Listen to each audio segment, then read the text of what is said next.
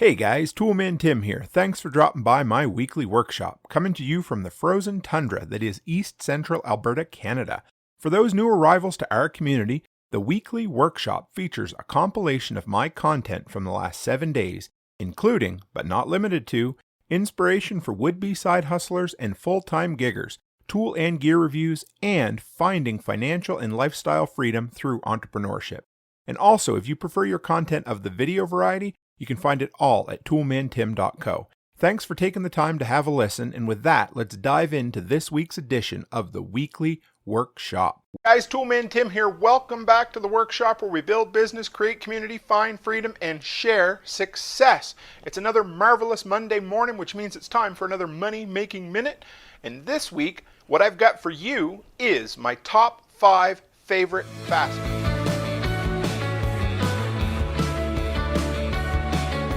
Alright guys, real quick before we dive into the content this week, if you want to know more about who I am and you're new here, run by toolmantim.co, that's toolmantim.co, to find out everything there is to know about me. You'll see a shop over there where I have over 100 recommended products to Amazon products that have saved me money or made me money in my business. And if you want to sign up for the monthly workshop newsletter, I send you 1 email a month, no spam, to let you know what's going on in the workshop community. So, thanks guys. Let's dive in. Now, I don't know if anyone else has noticed, but there is a shortage of the oddest things at the hardware store, at the big box stores, at the grocery stores. You just go looking for something and you just can't find what you're looking for. And it's just the most random things, and we know we're going to be dealing with it for a while. But I had this video in my brain for quite a while, and it's been mulling it over, and I was ready to do it. And you know what? I couldn't get one of the products simply because, again, there's a shortage and it's kind of frustrating. I got 4 of them here with me. The 5th one, when it pops up, you'll see it. I'll have a picture up here over my shoulder so you can see what it is. But I wanted to put together this top 5 because 4 just doesn't work. I like top 5. Top 5 fastener video for you. So, number 1. I don't know about you guys, but every time I buy something that says must be anchored to the wall, and you're like, hardware included, and you get these little tiny screws that you've almost got to wear magnifying glasses to see, and they come with the cheapest multicolored anchors you're ever going to find, the type that are about 1/8 of an inch thick, and you try to drill the hole and pound them in the wall, and they bend over, flop down, go crazy. They just don't work. So quite a few years ago, I ended up replacing them with these guys right here. I keep a box of these on hand. They're not that expensive, and they are so much more sturdy and reliable than anything you're going to get free with IKEA or any other Walmart junk you're going to find. Basically, these guys, they will make their own hole, but what I tend to do is take a Phillips screwdriver, put it up against the wall, hit it once with a hammer, make a little hole. Then you can put these little bits, these little anchors right there. You'll see they have a little star Phillips head in them. Put them in, anchor them down, and when they get flat with the drywall, I mean, I'm not saying that a tow truck couldn't pull them out of the wall, but they're kind of, you know, as far as the cheap, chintzy, little tiny multicolored anchors that come with everything on the market, throw them away. They're not worth the, well, the plastic they're made out of, and that ain't much. But these guys here are a huge upgrade that are just as easy to install, and yeah, they leave a little bit bigger hole, but it sure doesn't leave any bigger of a hole than if you were to put those cheap little anchors up in the wall and it fell off, broke something that was expensive, and then you got to put something bigger in anyway. So these have been my go-to to replace all of that junk. So number 2 are these metal toggle bolts. And these things, I think I could actually stand on a board that I put in the wall with them. I don't know if that's 100% true, but back when I worked at Home Hardware years ago, these were always our go-to for something really sturdy. Now, the downside to them, you have to drill a fairly big hole. But once they get inside and you tighten those things down, they will hold. They have a nice wide wingspan that ends up grabbing the inside of the material, whatever you happen to go through, and helps spread that weight out a lot. These are awesome for really heavy, hard to hang type products. Just about anything, but I really like them for shelves. And what I really like these for, you don't see them as often anymore, but you guys remember those swag hooks or swag lamp hooks that everybody used to have in the ceiling? Or if somebody wants to hang something from the ceiling and you don't have a floor joist or ceiling truss to screw into, these are the best that I have found out there for hanging that kind of stuff. who in the world's going to hang a swag lamp in this day and age anyway? But some people still like to hang things from the ceiling. And if you find a really particular customer who says it needs to be right there, not 2 inches this way, not 2 inches that way, it has to be right there, this is great for hanging on the ceiling. Now, number 3, I had a customer a while back who said, my kids keep pulling the darn towel rack off the downstairs basement bathroom wall. They hang on it like a jungle gym. I thought, well, I'm going to cure them. So at the time, I couldn't find those metal toggle bolts, and I ended up finding these guys right here, and these are incredible. So this is number 3. These are like these plastic flip toggle bolts, and they are so fast and so simple to input and use. So again, I went into my local hardware store, and the girl said, why don't you try this? So basically, you just drill a hole, you flip the little toggle through, and then it's like a zip tie, and you just go zip and snap it off, and you are done. All you got to do from there is put your bolt in, and you are good. And you know what? That's been over a year. Those kids still hang off that damn towel rack, and it is held up. They have a weight rating on them. Let's see if I can find it for you. 840 pounds in concrete block and 250 pounds in half-inch drywall. That's incredible. You know, I couldn't quite hang off it, but I'd be pretty darn close. But a kid can play, can haul, can rip and tear, and it just works. These things are the cat's ass. I love them. They've suited me well. They're a little expensive. Well, no, they're not. They're not that bad. $3 for 2 of them. But you know what? That's cheap insurance. Well, that's at my local hardware store. I'm going to have links to all this stuff for Amazon affiliate links, so you can check them out below. But these are cool. I'd never seen them before about a year ago when I used them, and these have become the go-to in my tickle trunk with my hardware. All right, number 4. This is the guy that I can't find anywhere right now. I could bring them in from the States, I'm sure, but you'll see a picture right here. And that is the Screw It Again hinge anchors. These are incredible. I have tried, you know, years ago, back when we were broke as a joke and just learning how to fix things and make do with things. It always, you know, I've got a rule I live by. Always fix a loose hinge. I didn't always live by it at the time, but it works. It's something basically what happens if you don't fix it, it's going to get worse. So over at my wife's daycare, over at where my daughter's renting, both the doors there had really wobbly hinges. And I went in one day, nobody recommended it, just walking through the hardware store, and I found these, they look like plastic golf tees almost. They're the long, you guys have seen me use them before.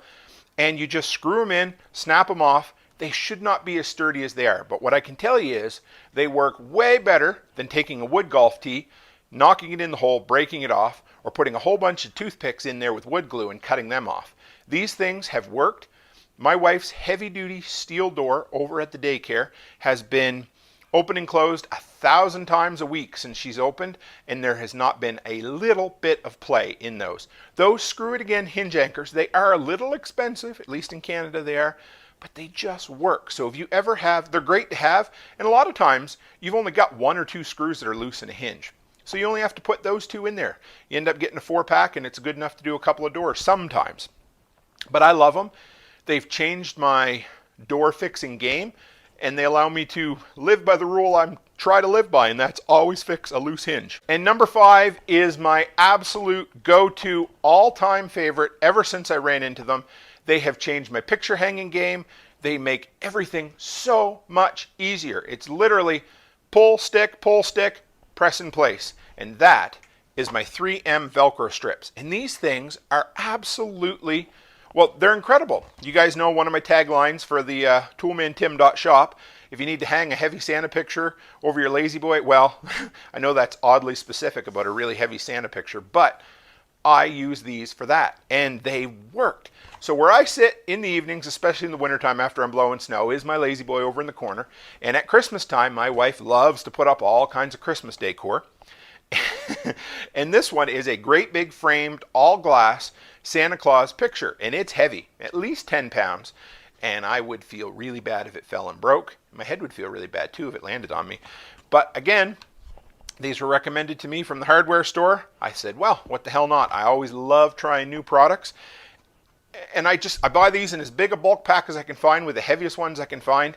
And they're so easy. I used to spend, when I'd go to customers' houses and hang pictures, it would be hours to do a few pictures because it would be, drill a hole, drill a hole, drill a hole, drill a hole, try to find an anchor. These guys work. I mean, unless the thing's 150 pounds, you just take 2 of them off, you peel them, stick them to the back, and then peel off the adhesive part, make sure it's level, and then press it into place, and you're done. And you know what? If it's a little bit unlevel, you can pull it off, adjust it, and then push the Velcro back into place. If you guys have not tried these 3M Velcro strips, I'm telling you, they've made my honey-do list a lot shorter. They work. I love them, and they're a good product to boot. Okay, guys, so I hope you enjoyed that. I love putting together these top 5 lists. If you guys have one that you think, oh, Tim's an idiot, why would he recommend that? Or, man, this one's even better, you need to try it. I'd love to try out 5 more products that I could put up and do another recommendation video for you. Or if there's just a tip, you know, I want to get more and more of this community-centered content brought in here so we can all share. I've got, if you guys haven't seen it yet, a community member did a review on one of the products and I shared that. I love it. It's awesome. So keep the content coming, guys. Isn't that funny? The content creator saying keep the content coming.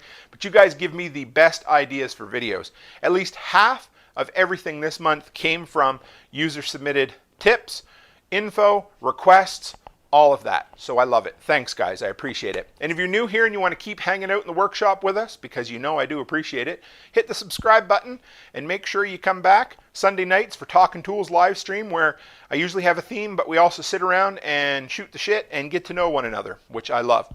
So guys, you know I always appreciate you hanging out here with me. And as always, stay happy, stay healthy, and have a great week. Hey guys, Toolman Tim here. Welcome back to the workshop where we build business, create community, find freedom, and share success. It's Tuesday, which means it's time for what? Another Toolbox Tuesday review. And this week I've got one of the most indispensable accessories, something that you can attach, install on your generator in a matter of minutes that'll help make sure that it's ready to start every single time. And that is a battery trickle charger.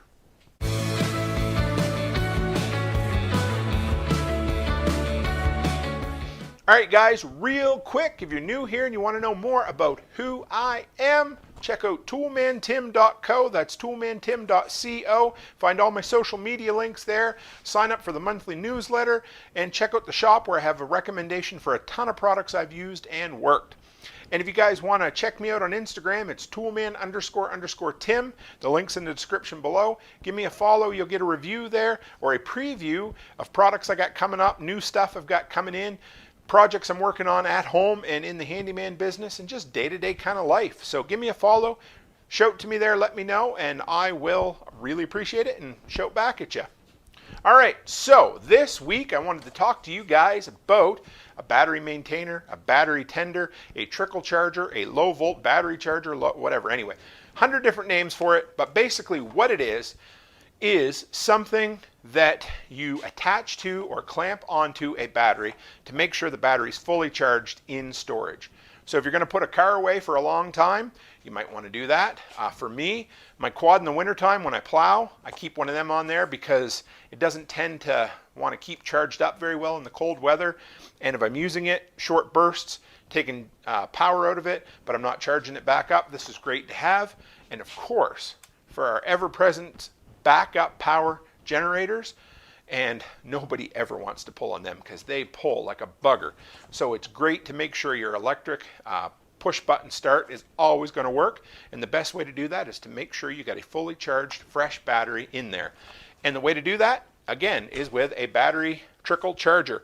Now the brand name on this I think is German. I'm not sure. It's like LEICESTERCN, LEICESTERCN. If you guys can pronounce it, let me know how, because I can't. I'm bad at that kind of stuff anyway. But what comes in the box? So this guy's 4.5 stars out of 4,000 reviews on Amazon. I've used one of these before and I love them. So let's dump this guy out and show you. So first and foremost, you are going to get the actual trickle charger right here. And it basically just looks like an AC adapter on steroids. Works great. Let's see what we can show you here. So this is a nice long cord. I'm not going to unravel it because I want to put it back in the box eventually. And it's going to show you on here it's 6 volt or 12 volt capable. And it's also going to tell you if the battery's really low or if you've got the polarity backwards. And so there's 2 things that work.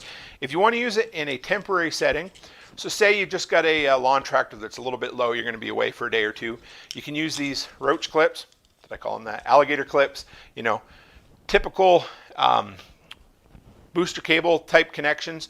So they just plug into the wire right here. But what I love about this tool is the versatility of it. So first off, you got these two pieces, they clip together like that. And they run and they work. Now, that's great, that's your temporary use. But what's more important is on the generator, you can have a semi-permanent setup. So number one, there's an inline fuse right there. See? And that one is a 3 amp. So make sure you have a few of them on hand just in case you end up screwing something up. Now, and what's great about this is you get your 2 ports right there. You take your 2 bolts out on the positive and negative terminals on the battery. You bolt them in. Then you run this up and put some zip ties around it, secure it into place, and it's always on there. And so 95% of the time you're going to be having this hooked up to it, but when you need to use it for something else, you don't need to unbolt it. You just disconnect the quick disconnect in the middle, go use this temporarily, and don't forget to come back and plug your generator back in. This thing is great. It's smart enough to know that if your battery is really depleted, it'll charge it at the full power that it has. Then once it reaches maximum, it goes into trickle mode. So it basically monitors the battery. If it drops a little, it just tops it up. Drops a little, tops it up. It always keeps adding a little bit of a charge just to keep your battery fresh, because there's nothing worse than ending up having a dead battery when you're trying to push button start, something like that. And if you're up here in -40 and your battery goes dead on you and you don't have a trickle charger on it, you know what can happen? Your battery can freeze solid, and flip of a coin whether it's going to thaw out and recharge or not.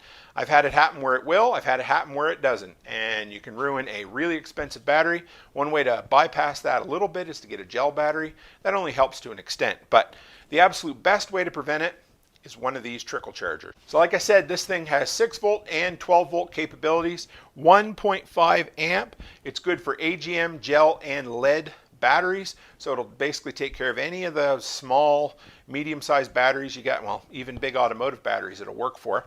Comes with a 1-year replacement warranty, but one of the coolest things, you guys know when I'm putting together these reviews, I always go through a lot of the Amazon comments because you're going to find out what pissed people off, what people hate about the product.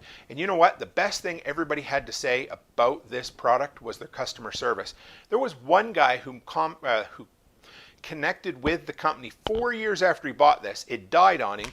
He complained and they were sending him a new one. Honestly, I'd probably throw it in the damn trash and get myself a new one anyway after 4 years. But that's a company standing by their product.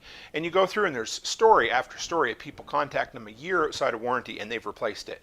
So for a $25 trickle charger and the company's willing to go good for that 4 years after warranty, to me that says something. And if I could pronounce the company's name, I'd probably say it again, but I can't. But these guys have been my go-to trickle charger for quite a while. The reviews are really good on them. Like I said, 4.7 stars and a ton of reviews available on Amazon Canada and US. So if you're looking to find out more about it, check out the link in the description below. But honestly, guys, what I love about these is how indispensable they are for a generator. There's a ton of different accessories you can get for your generator, but this is the one, if there's nothing else, you need to have. Keep that battery charged up and you're ready to go whatever the weather happens to be. And if you're new here, guys, take a minute, hit that subscribe button, stick around, introduce yourself in the comments below. If you got any questions about this product, ask me. I will answer them. I always do. And if you have any info about this product or anything else, suggestions for new videos, throw them in the comments below. Let me know. Hang around, introduce yourself, become part of the community. Because you guys know I love you coming in and hanging out with me in the workshop. So thanks, guys. That's it for me this week, guys. And as always, stay happy, stay healthy, and have a great week. Hey guys, Toolman Tim here. Welcome back to the workshop where we build business, create community, find freedom, and share success. It's Wednesday morning, which means it's time for another Tool Time Gear review. And as always, I've got something interesting for you. This week, I want to share with you something I've been wanting to get for a while. I've wanted to do some head-to-head testings on some batteries, alkaline and rechargeables, to see whether they're worth your money, worth my money, whether the companies are being honest to us or just lying to our face. So I thought, I need to come up with something. I love my POWEREX charger. Well, it turns out that they make a charger and battery analyzer, which will give you the capacity of your batteries. So hang in there, I'm going to tell you all about what I just picked up.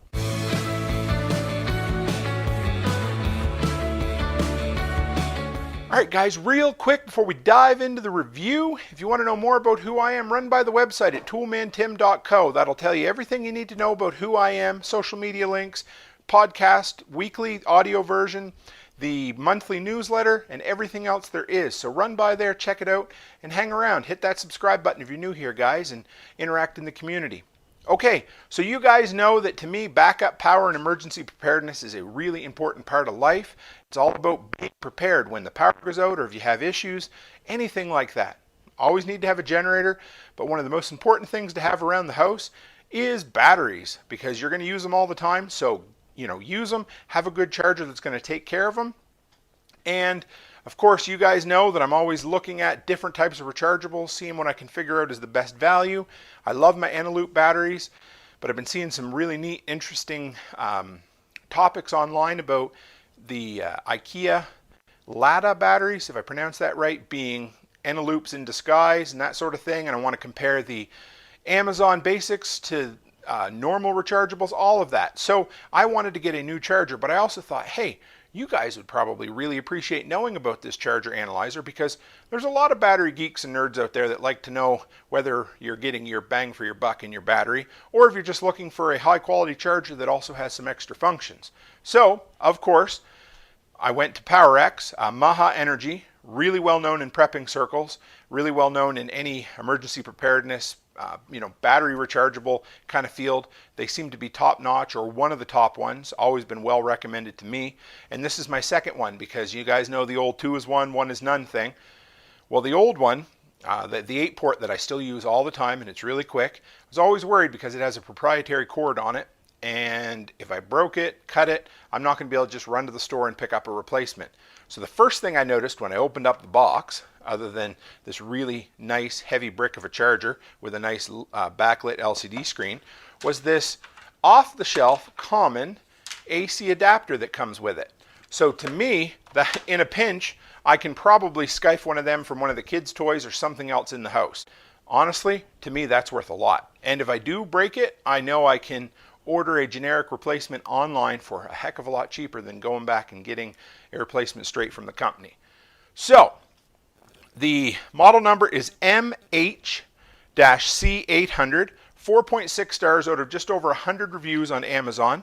It's a little in the expensive territory. I paid not quite $100 Canadian for it, but it is a tool, and it is a really well-built battery charger. So what's in the box? Of course, you get this nice charger, 4 ports that'll do AA's or AAA's, and if you have the right adapters, you can even put bigger ones in there from what I've been told. The nice AC adapter cord, and a yellow and black box. They give you a link to the getting started video. That's definitely worth showing. A bunch of generic paperwork, and that's really all that comes with it. But honestly, all I cared about was this. I checked every single day, waiting for it to show up, and they would never update the tracking information. It set in Toronto for like 9 days, and then all of a sudden it was here. And I was like a kid at Christmas, and I was happy and had a new toy to play with, and I'm going to make a whole bunch of videos with this thing. It'll handle nickel metal hydrate and NiCad batteries, run them through their paces. So I wanted to, not a lot of people show you how these really work. So let's cut to some footage I got here for you. I'll show you an up-close view of this, cycle through the different things, then I'll come back and explain things real quick to you. I'll plug it in, I'll show you what it does. The LED will light up and it will cycle through. So that'll give you, this is what it does here. And now it is ready to program. So first, you've got 4 modes. You've got charge, you've got break-in, you've got discharge, and you've got refresh, analyze. Charge is pretty straightforward. So we hit the up on top here, you've got slot, enter, and then up or down for the mode buttons. So we'll put a battery in there. Now it's going to ask me, so we're going to go down, see, from charge to break-in to discharge. Break-in you can use for brand new batteries if you want, but honestly for me, the big reason I bought this was for the charge function, of course. So you can hit that, you hit enter, that brings you in. Now you can set your milliamp hours. There is a chart in the manual that tells you what to use, but it's basically about 2/3 of the milliamp hour rating is what the milliamp charge rate will be. So that shows you that. Now, let me show you something. I'm going to unplug this guy. I'm going to put 4 batteries in it, And what I like about it is you don't have to set those settings for each one. So we'll let it cycle through, and then we'll go into the charge function here. So we'll go back up charge. We're going to hit enter. We're going to 1200 is what we want. Now we're going to hold the enter down instead of just clicking it quick. And there, now it's going to do all 4. And as it runs, you'll see it cycle through. It tells you how long it's been, the current voltage on the batteries, the milliamp that's in it. There you are. And the charge rate that it's using. That's the 4 things it cycles through. So there's that. All right, now we'll unplug it, reset it, show you again. We'll let it cycle back through. And we'll show you the other option here. The other one that I really... Now, Refresh Analyze is a specialty feature that only, well, not many have. But warning you, reading online, they said it can take between 39 and 48 hours. And it will literally charge, discharge, and bring back batteries that are not chargeable at all. And then we're going to go down to discharge. We're going to hit enter. Now this is the rate. 300 milliamps seems to be the best balance. You can go a lot higher than that. You can go way up and kill them at a full amp right there, or 0.1 of an amp. Anyway, basically this is the rate that it will drain the juice out of it, and then when it's done, it's going to tell you what the total capacity of those batteries were. I've been testing it on alkaline batteries. It works really well as well. Do one each individually, and there you are. And if you want to scroll through your slots to see what the current conditions of the battery and set are, you can just hit the slot button on top and that takes you through. So I hope this up close was informative for you, show you how it works. We'll go back out to the workshop. Okay, so I hope that up close look really helped. Just wanted to show you guys exactly what this thing is capable of, and I'm still learning. I figured out how to drain alkaline batteries and get the milliamp hour rating on them, and I figured out how to charge and discharge rechargeable batteries. There's a little bit of a learning curve, but it's definitely worth taking the time, playing with the product, and getting to know how exactly it works. So, like I said, it's a little more expensive.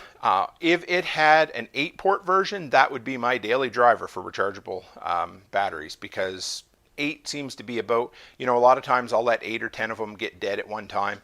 I don't like just having to haul the charger out, run 4 through it, and run 4 more, but that's okay. I like that it takes AA's and AAA's, which is a bonus. Honestly, I just bought it for the discharge and the charge cycles. The break-in, I guess, doesn't seem to be something that's really well used. If it's something you guys are more aware of, let me know.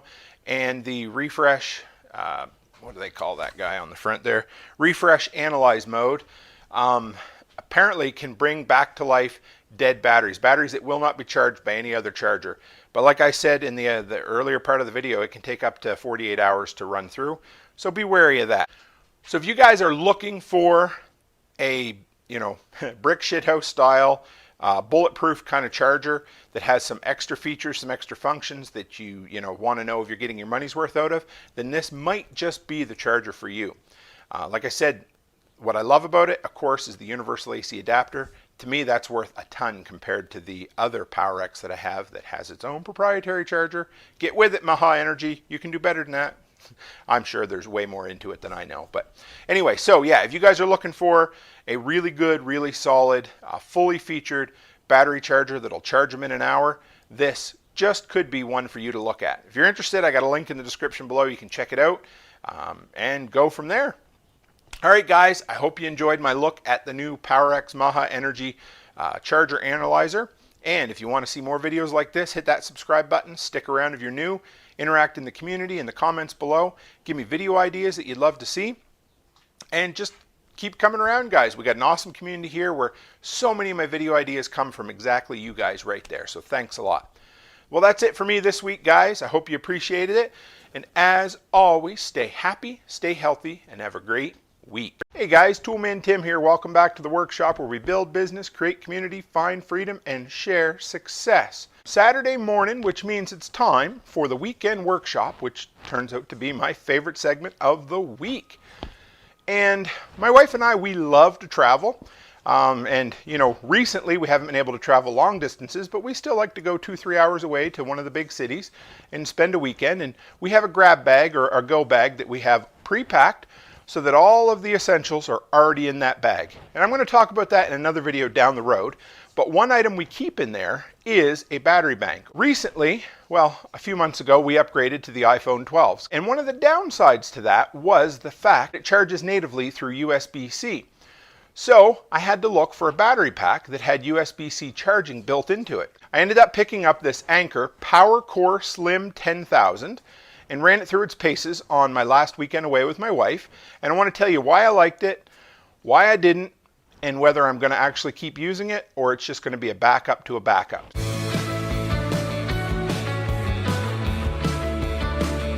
All right, guys, real quick before we dive in, if you're interested in knowing more about who I am, you can always run by toolmantim.co. That's toolmantim.co. You'll find a whole bunch of stuff there. The weekly podcast, the monthly newsletter, and the shop where I recommend a whole bunch. I've got well over 100 Amazon links to products I've tested, that I've run through, that have worked for me, that have made me money. There's even a preparedness section in there about backup and emergency power. So if you're looking for things that meet the Toolman Tim seal of approval, run by there and check that out. You might find something that interests you. Okay, guys, so like I said, this week I wanted to talk about the new to me, ANKER PowerCore Slim 10,000. Try saying that 5 times fast. Actually, I had to take like 6 takes just to get it out there. So, but you guys don't get to see that part. So like I said, when we switched to the iPhone 12s, they have the USB-C, which I like, but the biggest problem is not everything has a built-in USB-C charger. Now, my go-to ANKER brick for a long time has been this ANKER 20,000. Now, you might look at the bottom, you might say, hey Tim, there's a USB-C port there. And I thought, yeah, this is great. Well, it's only for charging the brick itself. It's not a two-way port. So power can go in, but it can't come back out. So that was a little bit frustrating because, you know, I don't, first off, when you guys are in, I'm sure you're like me, when you go to a hotel, they never put outlets in a convenient spot. And those iPhone charger cables are only about yay long. And if you try to plug it in the wall and sit it next to you, you can't use it, or every time you try to move it, you unplug it or knock it on the ground or whatever. So, and of course, anything less that I don't have to travel with makes me happy.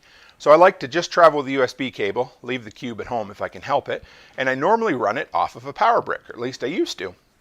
So I got digging, and I needed to find an ANKER product that offered USB-C charging out to the device. I ended up settling on, I'm going to try it again here, the PowerCore Slim 10,000. That wasn't too bad. I didn't throw the ANKER in there, that's why. And so I want to compare it. So here's the 20,000. There's the 10,000. When I picked it up, I was really happy. I mean, it is lightweight. It's small. It's smaller. I was going to show you my phone, but I can't because I'm recording on it. But it's smaller, way smaller than my iPhone 12. It weighs a little bit less. And it's got 10,000 milliamps, hence the model number or the name of the product. And I thought, you know what? This absolutely could do it because it has fast USB-C charging in the bottom. And I wanted to have a power brick that I could leave in our grab bag or go bag for the hotel that I didn't have to worry about, because I am notorious for either forgetting a way to charge it, forgetting the cable, whatever. I'm bad at that. And of course, that go bag is also there for emergencies. So if we have to leave on short notice because of an evacuation for some reason or another, we've got all of our toiletries, all of our prescriptions, everything in there. And a big part of that, of course, is having backup power for your phone.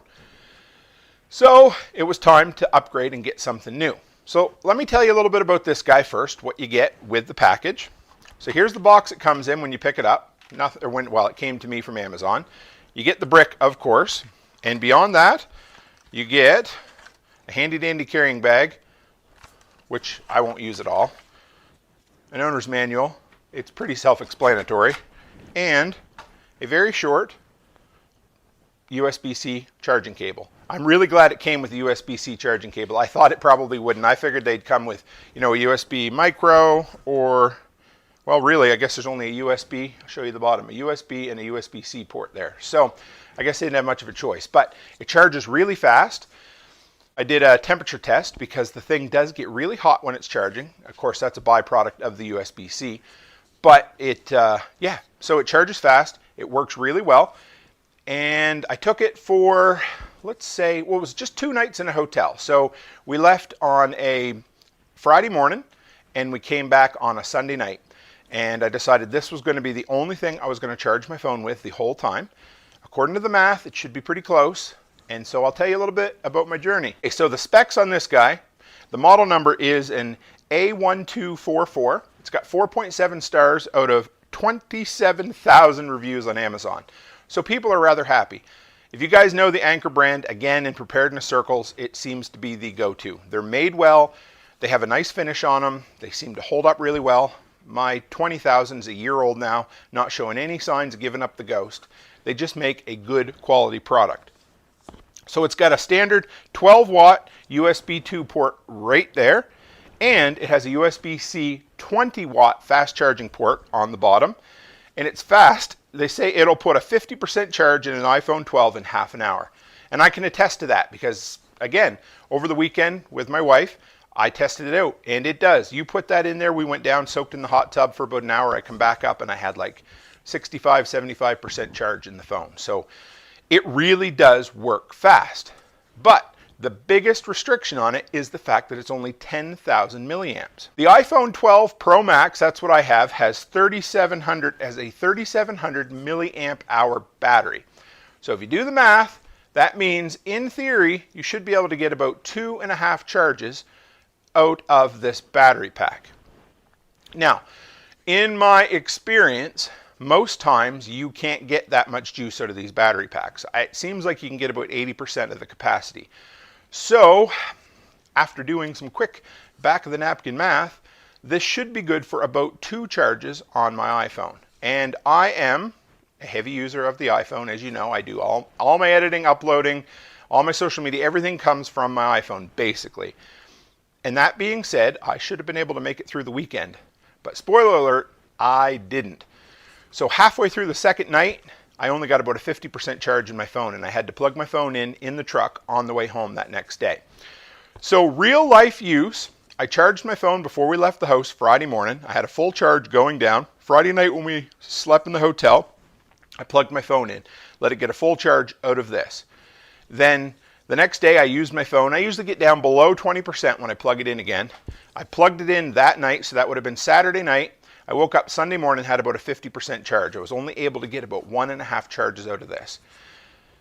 Now there might be, who knows exactly, do you lose a little more using the USB-C because it's faster, you get some heat, you get some loss? I don't know, not sure. Because I had an old, the red brick charger that you guys have seen me use before, and it's actually a, a conductive charger, so you can just set it on top and, wireless charging. And I couldn't get half the capacity out of that, and I think a lot of it was loss of heat and loss through that conductive charging. So this guy, yes, it's awesome.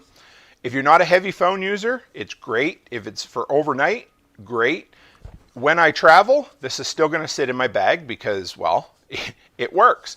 It gives me, in a pinch, and of course in an emergency, you're not going to be living on your phone like you do on a regular basis like I do. If you take power in dribs and drabs over time for your phone, this will last you a long time. Now, the biggest thing I was looking for or would like is a 20,000 milliamp with a USB-C charger. Basically, I would love for them to go back to the old standard and add a USB output, USB-C output on this 20,000 milliamp. Show you right there too, real quick. So there is the display. You just click that button, it shows you your power, the level that's in there for a charge. So I ended up, first off, do I like it? Yes. Do I love it? Not for my situation. This is perfect for a lot of people who aren't heavy users of them, but I would still go back and recommend the Anker 20,000 milliamp brick, because for me, whenever I travel, I can use that, my wife can use it, and we're happy. We actually use it around the house quite a bit. It's easier to plug that in when we're sitting down at night than it is to run an extension cord and plug your phone in. But again, the biggest downside to the 20,000 milliamp is no native USB-C out. So what I ended up doing, I bought for like $8 on Amazon a USB 2 to USB-C adapter, and I plug it in the bottom. I normally just leave it there when we're using it. When I put it in storage, I take it out and put it back in its little package. So that has solved it. It's not as fast, but that's okay. I don't need speed. I just need, density of power for when I'm traveling. So, these two products, they definitely complement one another. The Slim is great for fitting in your pocket, or if you're just going out for a day or maybe a day hike or something like that. If you're going for 2 nights or more and you need something a little bit longer, I would honestly recommend sticking with the 20,000 milliamp for the time being. But again, the biggest problem is all the iPhones have gone to USB-C, so you either need an adapter, which really does suck, or you can get by with the 10,000 milliamp. So I hope that helps, guys. I wanted to share with you my real world experience using one of these battery packs. I hate it when people just come on and say, hey, here's an unboxing and here's the product. I think it'll work. I'd rather take the time, run it through its paces, use it for, me and the missus when we travel away, because anything I buy, and you guys may always wonder why most of my reviews come out positive, and it's simply because, number one, most everything I buy to review on this channel is something that I really need in real life. And number two, I spend a metric shit ton of time researching products before I buy them. So most times, unless something jumps out of left field and surprises me, I know I'm going to be pretty satisfied with the product. But I want to let you know the good, the bad, and the ugly of most of this. And like I said, Anker never disappoints. It's on me that it's a 10,000. I knew that. I bought it, wanted to try it out and see. And in real world use, I got about a day and a half out of it instead of 2 days. 2 days would have been perfect, but that's okay.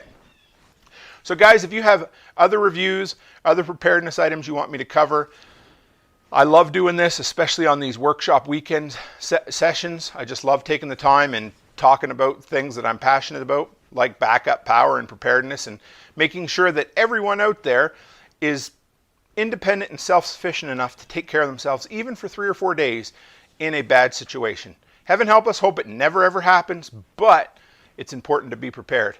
It's like buying an umbrella and then it doesn't rain, or spending thousands of dollars on a, tens of thousands of dollars on a heavy-duty snowblower or snow tractor, and then it doesn't snow for the next 3 winters. It's like having insurance, guys? So anyway, if you have suggestions, throw them in the comments below. I always love you guys coming by, and so much of my content comes from you guys in the community. I love spending the time talking with you. I love you guys dropping by and hanging out in the workshop. And if you're new here and you want to keep seeing more of this, hit the subscribe button, stick around, keep coming back, but introduce yourself in the comments below, throw some ideas around, share your knowledge, because that's how we grow as a community. All right, guys, that's it for me this week. Take care, and as always, stay happy, stay healthy, and have a great week.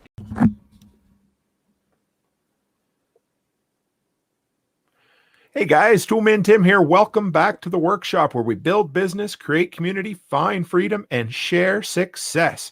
It's Sunday night, which means it's time for another Talking Tools live stream, and we have got a special one for you this week. Before we go on, if you guys need to know anything more about me, if you're new here, and so welcome. Oh my goodness. Sorry guys, we had a little bit of, this is the first time we are trying out a couple of these new things here. Sorry about that. We're going live. Anyway, so I've got Josef Millis here with me tonight. He is coming in to share with me his top 5 hand tools, tell us a little bit about him, and it's live, so anything can happen. So hang in there and we'll bring him on. Hey, Josef, how are you? Hey, guys, from Oklahoma over here. Finally getting to hang out with Tim a little bit on here. Right on. Well, thanks for coming by, man. I know we've been chatting for a little bit ahead of time, and this is my very first dual. We're trying a few things out first off. So Joseph's the very first interview, and him and I chat all the time. So it should be like 2 old friends talking. Yeah. But if you're joining me as well, you'll also see we're multi-streaming over on Float and on Odyssey. So if you're there, pop in and say hello. I'd love to hear from you. And if you guys don't know Josef, I'm sure a lot of you do, but he runs the Millis Construction YouTube channel, but I don't want to spoil what he has to tell us. So, Josef, who is Josef Millis? Tell me a little bit about you. Oh, man. Well, I started out years ago. We moved here from North Carolina and started getting into kind of the whole Oklahoma thing. We bought a farm. We switched over from commercial fishing in North Carolina. We sold out of everything there. Spent that on a 160-acre farm here where I kind of just went whole hog Oklahoma. We started training horses and worked my way into riding lessons and all that. And I did that for quite a few years. But the whole time I was doing that, my family was all buying rent houses, and they weren't having any luck finding anybody that they felt good about working on their houses. So they were trying to get me to do that the whole time. And eventually they pretty well succeeded, I would say, as that's most of what I do now, between that and then working for outside customers too.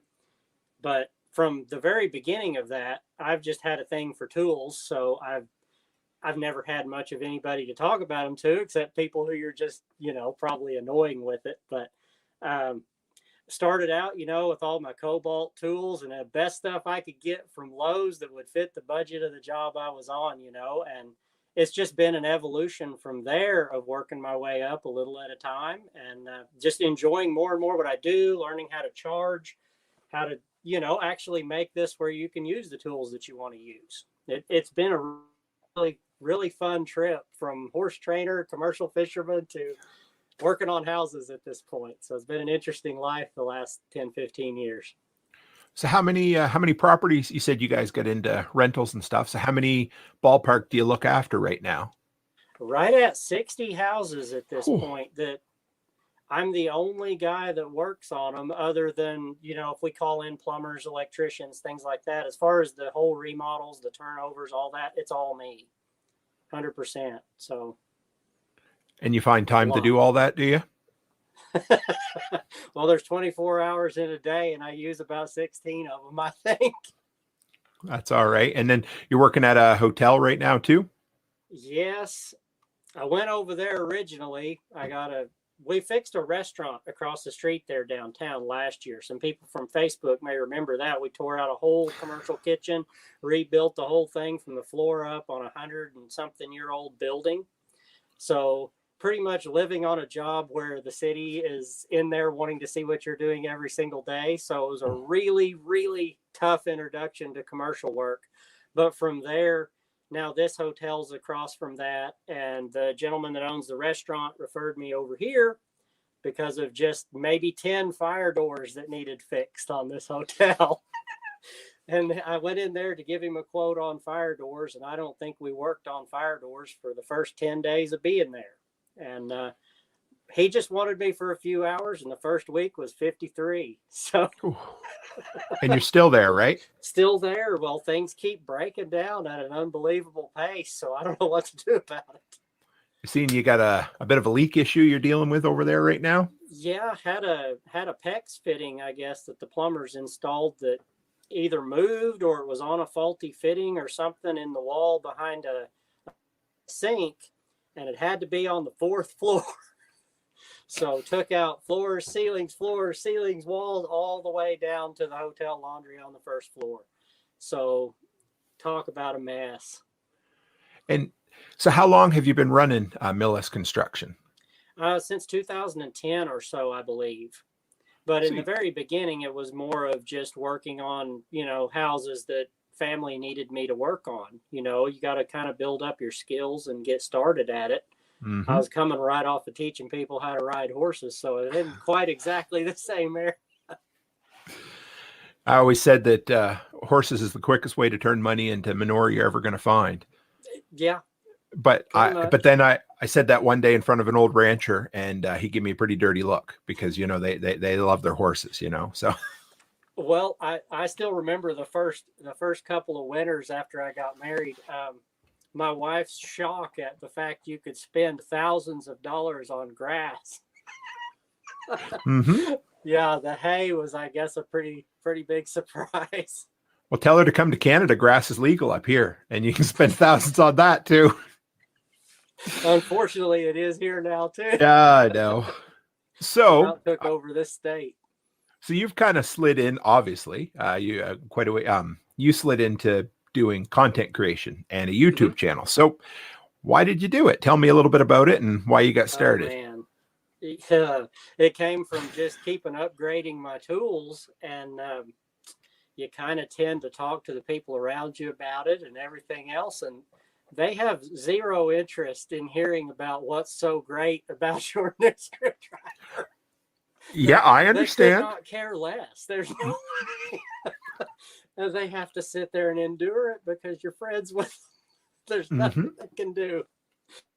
So one of my very first videos is I bought this hole jig thing that works with a Festool router to make your MFT tops, you know, to copy those dog hole tops.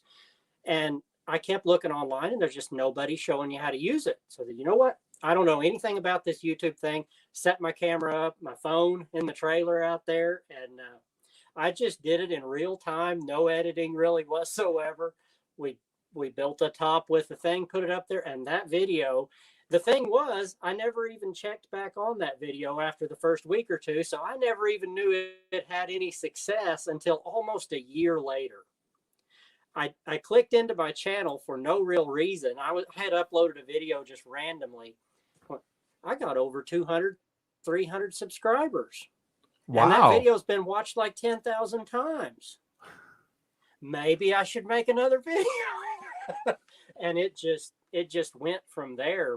And it's been the same kind of a thing that you can see with the tools. As soon as I start something like that, I probably take things too far. I like my space all built out. I like everything has to be, I don't know. It's probably an actual problem, but I really enjoy it. You know what? It's the curse of being an entrepreneur. You know, it's one of those things that whatever you do, you're going to go, you know, balls to the wall with it. You're going to do the best you can. And if you're going to do it, you're going to succeed. And That's obviously right. you've been doing it with your business. You've been doing it with your channel. And I'm pretty sure you do it with just about every aspect of your life. Right. And that's what happens. You got to be careful what else you take on, because you're going to take it on way too hard and there's no more room. No, you can only fit so many rocks in the container. Right. And then all of a sudden you're dropping them on your feet. That's right. Thankfully, this kind of fits in. I can shoot videos at work sometimes, but being able to do it in the shop has really made it nice. But we've only had the shop now for maybe a year and a half, and as something on the channel, less than a year, I think. But I love it. And you've got quite a nice little dedicated shooting space out there now, don't you? Yeah, and surprisingly, building that whole space out, I think, was maybe $200 or $300 in material.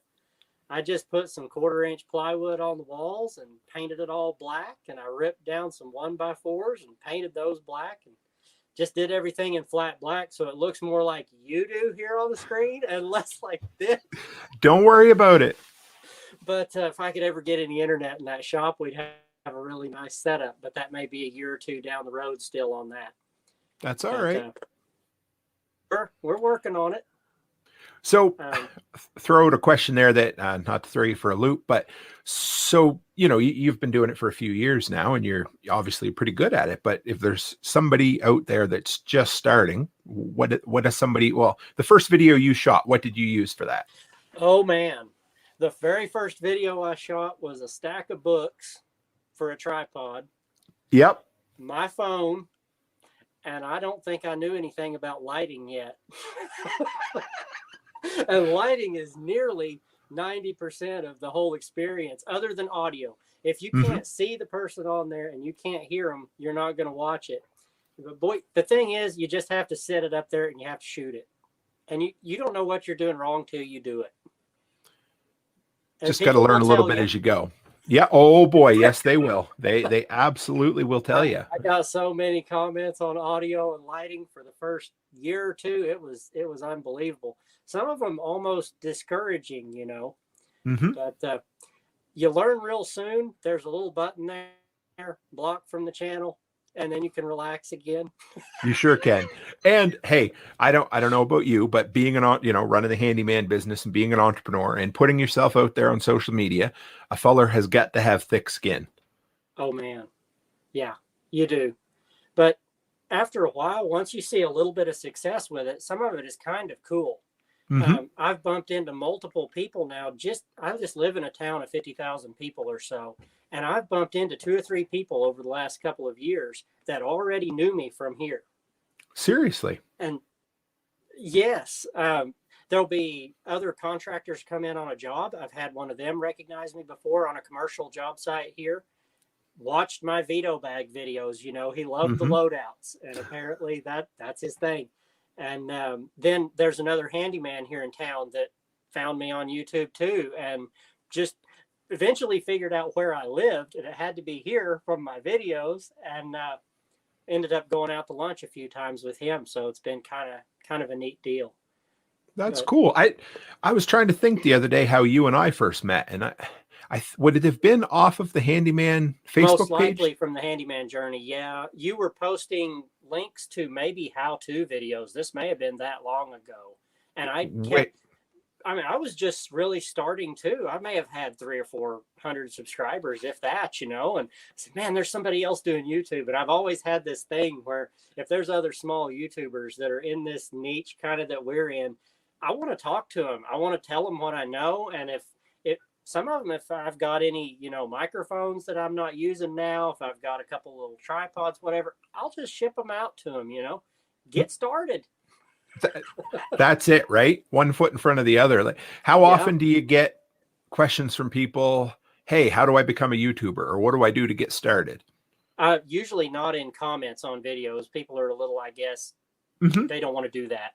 But I'll get messages, Instagram or Facebook Messenger usually on that. And it'll just be a random person that maybe I don't even know, but they've been a subscriber forever and they think they know me. So we just hit it right off usually. And it's great.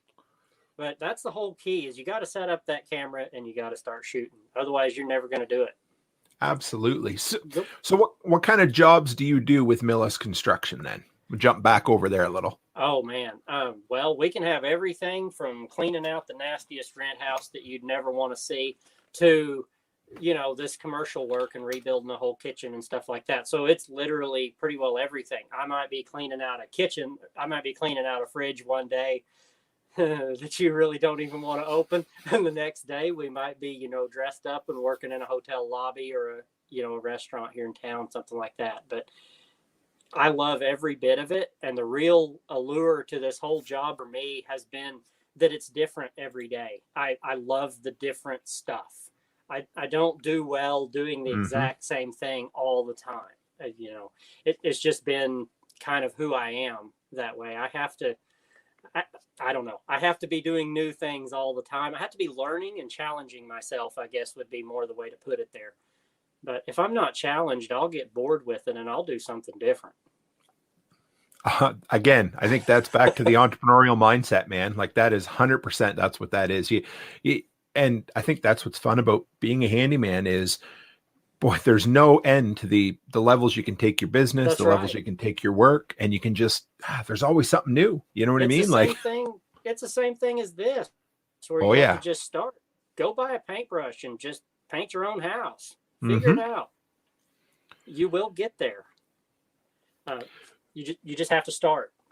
That's all it is. Just get going and then keep moving. And what I always say, like the 1% better every day. Yep. And learn something new. Like this year, I know it might be an awful thing to say. I'm a handyman who'd never done vinyl siding work before, and you've seen it. I'm doing my house this year. Good. Looks like you do it every day. Yeah, right. So, and now I got the confidence to go out and maybe side a shed for somebody or side a garage. But absolutely, any wannabe or up and coming handyman, man, that's the way to do it. Learn at home where the stress is low, and then go from there.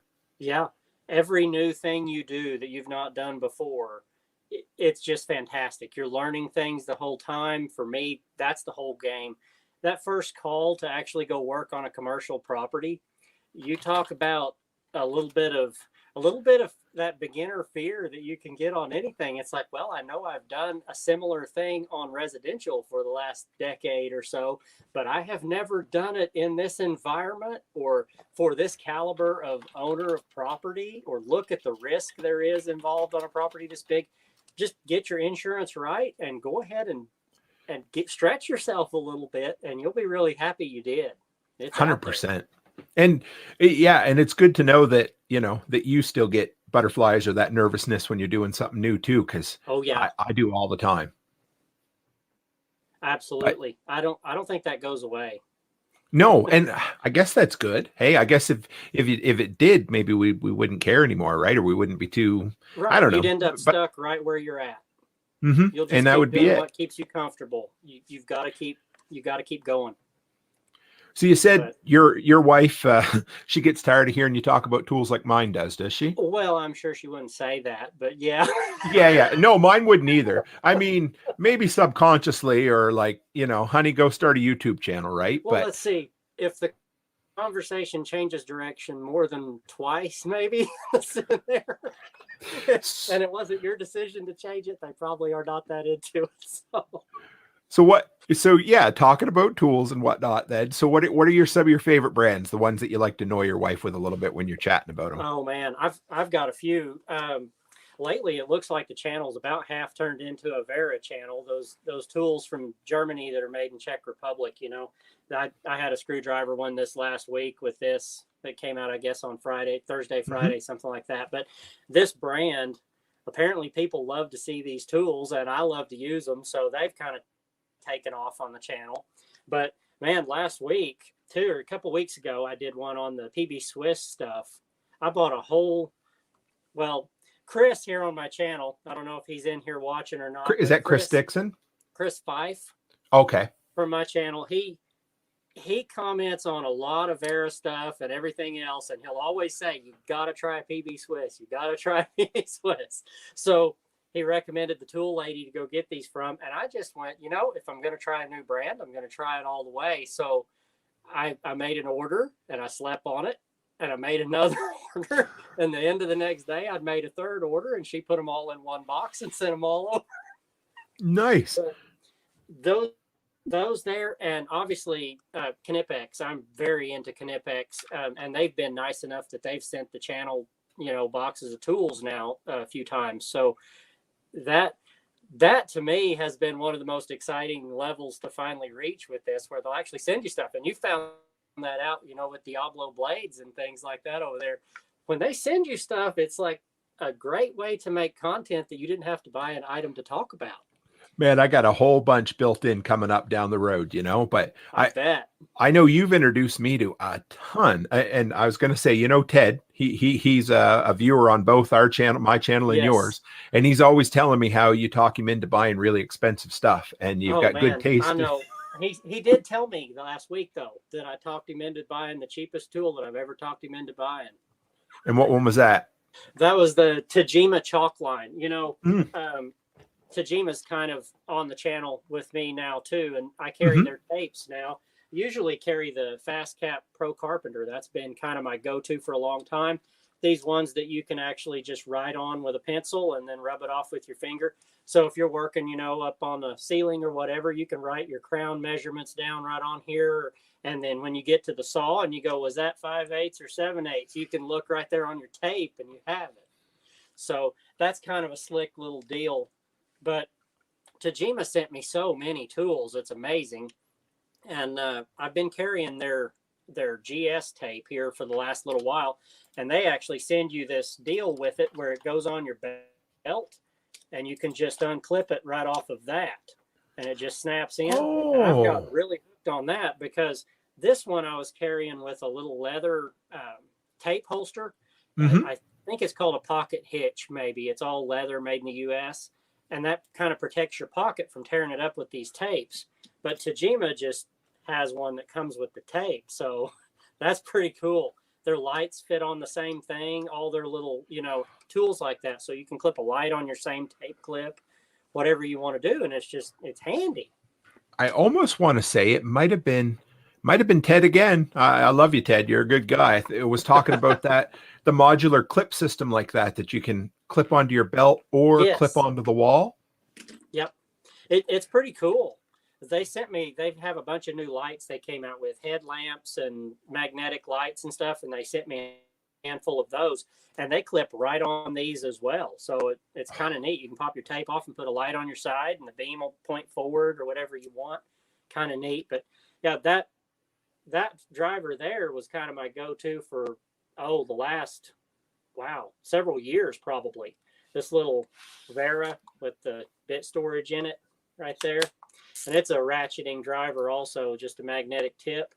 But this has kind of been my thing for a long time. I love this deal. I've got 2 or 3 of them. They're in about every bag. But now I'm trying to, get used to this PB Swiss. But it's been kind of cool because it holds 10 bits there inside the top. But Oh it's yeah. got different access, so you have to kind of flip it out like that, and you got 10 there, and then they go back together like that. But it has a whole lot tighter ratcheting mechanism on the PB Swiss than the Vera does. This one has a lot more play and everything in it.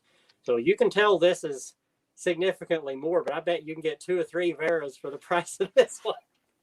Does the Vera have the fast ratcheting, like where you can speed it up, you push the button, or no? Oh, that's the Vera Turbo, and I have Okay. that. I did a video on that just a little while back.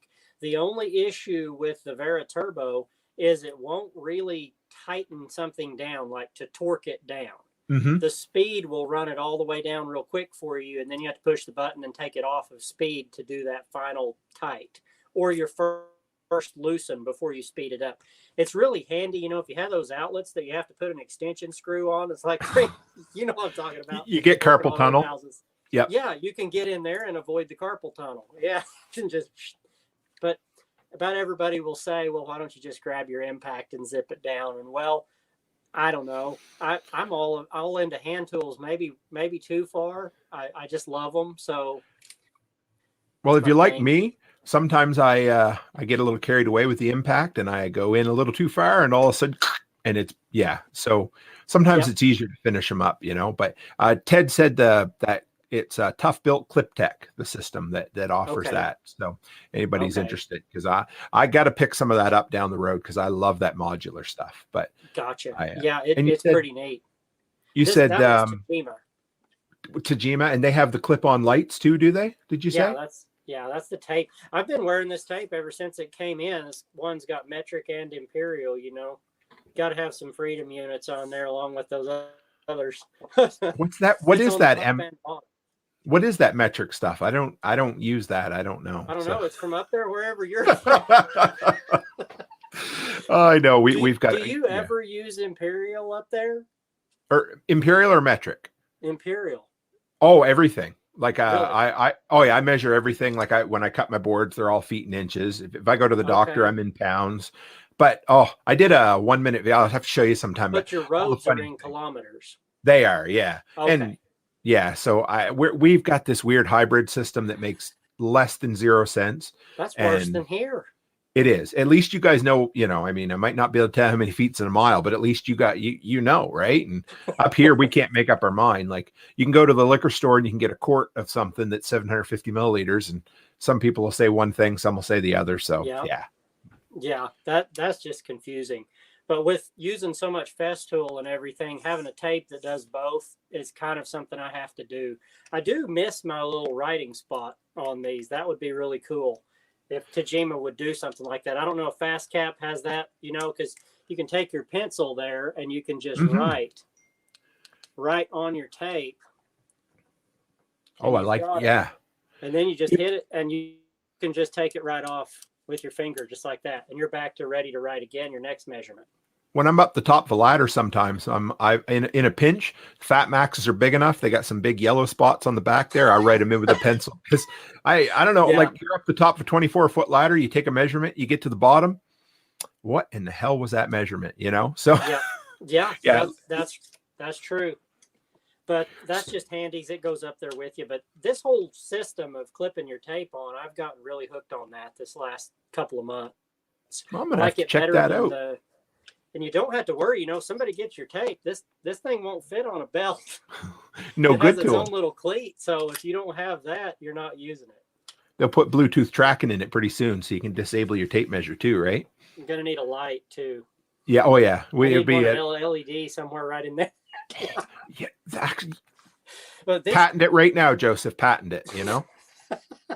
With these block lauder pants that I wear too, these little Pika pencils, they're kind of one of my go-to deals. They live right in my pencil pocket on here, and they're kind of like the tape in that this sleeve stays in my pocket all the time. It has those really aggressive clips on the side, so when you pull your pencil out, you just take your pencil out, and this little protector stays in there. And you're never trying to, get your lead out or anything. It's already good to go. So kind of. You ever see the YouTuber Silver Symbol? he does a lot of, he's a real big one. He does a lot of battery powered generator stuff, but he had that Okay. pencil on there a little while ago and it blew me away. I've been looking and I see, you know, of course, being north of the border, some things aren't available as easily as others. Right. Right. So I go on Amazon and it's like $75 plus $50 shipping or something insane For like that? that. Oh, it was because it was coming from the States, you know, but whatever. Oh man. Yeah, I think these are around $15 or so. Maybe 12, $15, somewhere in there. I got to pick them, and they have they got Sharpie inserts for those too, or something They similar. do. There's whole sets of them. I've done a few videos on them. They have kits in little book like folders that'll have all your different colors of Pica markers, especially like the white ones. The white ones are super handy when you get a hold of something black or dark colored. You can make all your marks with a white pencil, and it's pretty handy. But they have a little sharpener right in the bottom, so you just sharpen your lead right there too. Oh, just right. Well, if I can get I got to get used to doing this on an iPad. Sorry. But yeah, sharpener right there. Oh, that's cool. You can just pop your deal in there and just sharpen your lead. Tools with, I think it's Tools with Souls. He said, to think I always kept a small notebook in my belt. Like, how old fashioned is that? I mean, come on, right on your tape measure, right? So, well, if you're doing whole rooms, you know, sometimes it's nice to measure. And I guess, yeah, but now we use Apple Notes, I think. Yeah. Oh yeah. Collaborated Apple Notes. And I love my, my little, Bosch room measurer, the digital one, you know, two snaps. Wow. And then you know what I do instead of writing it down, I take a picture with my phone in the room. So I know what room it is. Then I go to the next one.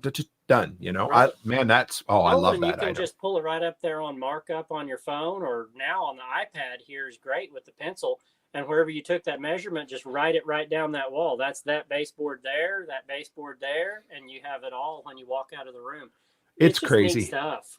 I remember working at a hardware store. I remember the first time somebody came in with a digital camera. This is going to make me old, you know, makes me sound old, but I was over in the plumbing section and they're like, I need this piece and this piece. I'm like, and I couldn't figure it out. I didn't have a clue what they meant. And he's like, wait a minute, I'll show you. And he pulls out the digital camera. This is before phones even had cameras on it. He's like, look, and he zooms in. He's like, I said, this is going to change everything.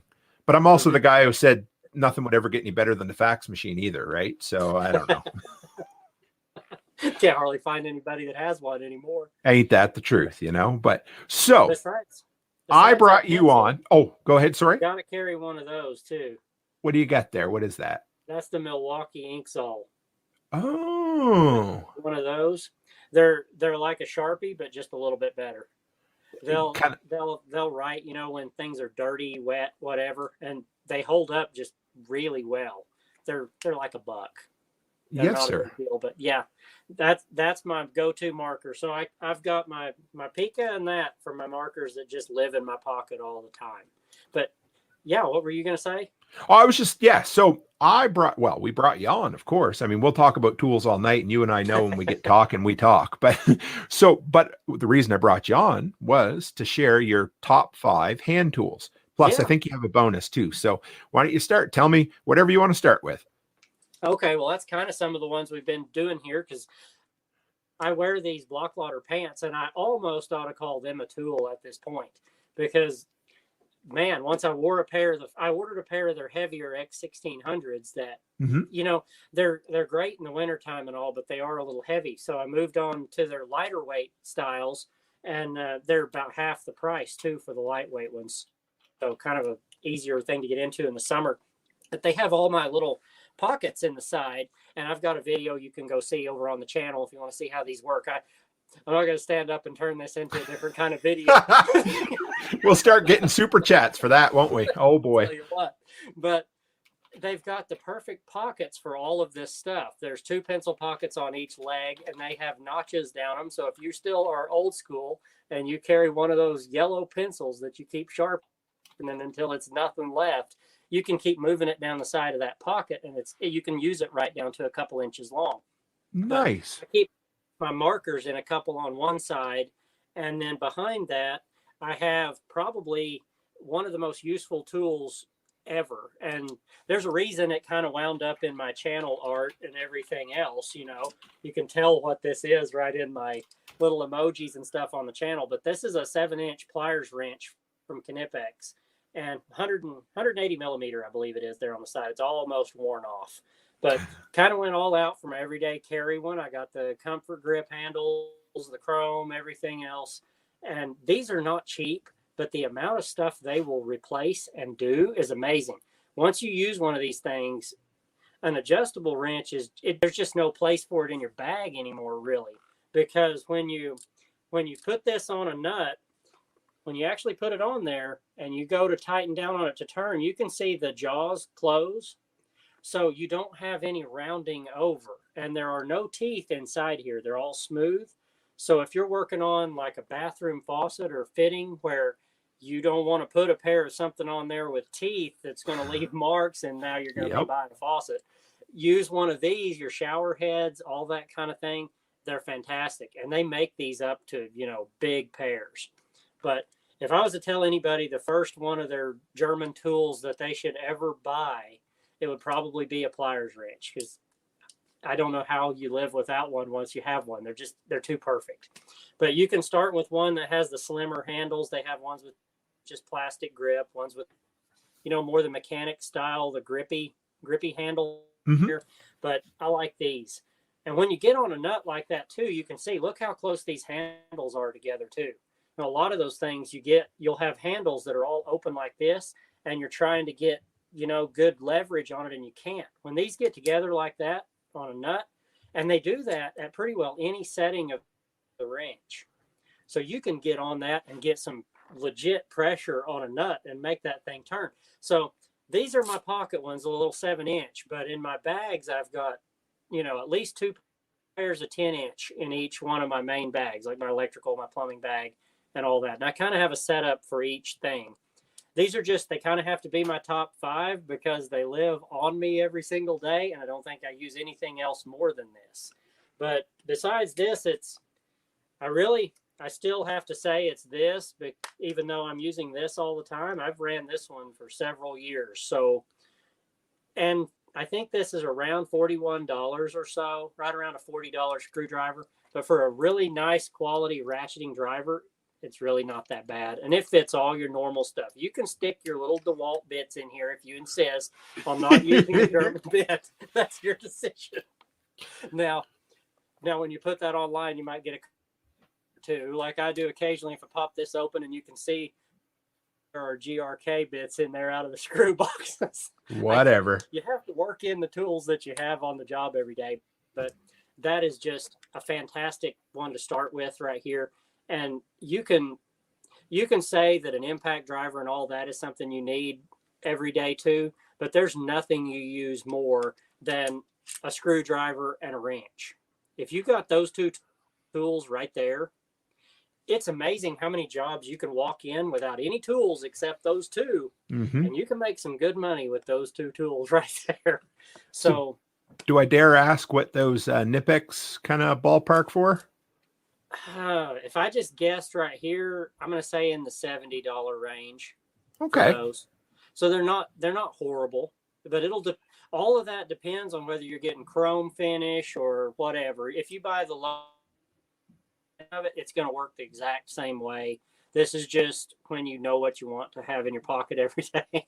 You don't have to have these for every pair you have, but even the slimmer handles are nicer in your tool bags, I think, even than these. I buy a lot of the slim handles now.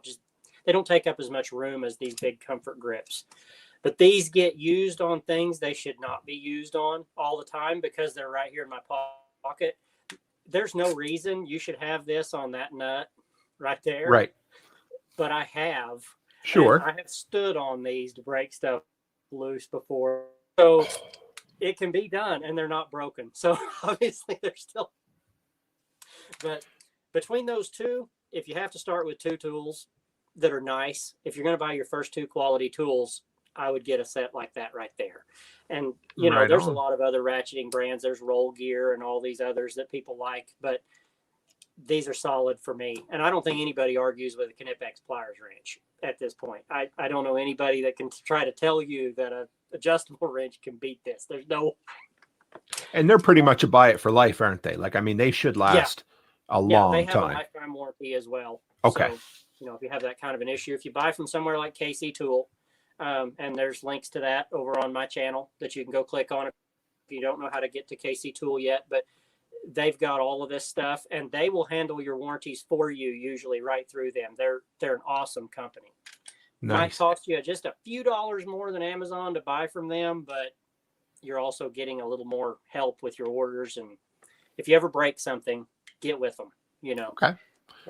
And I'll have, for everybody else too, I'll have Joseph's links to all his top 5 here at the end. Once the live streams, when they re-upload, they take a little while to process afterwards. It'll all be in there for you. So now we all have one of these in our pocket these days, right? Yep. We all know what that one is, don't we? And this is not a fancy German anything. This is just one from Lowe's that looked kind of cool the other day, and I grabbed it. But I've carried the Linux Golds for the last several years. They've kind of been my go-to.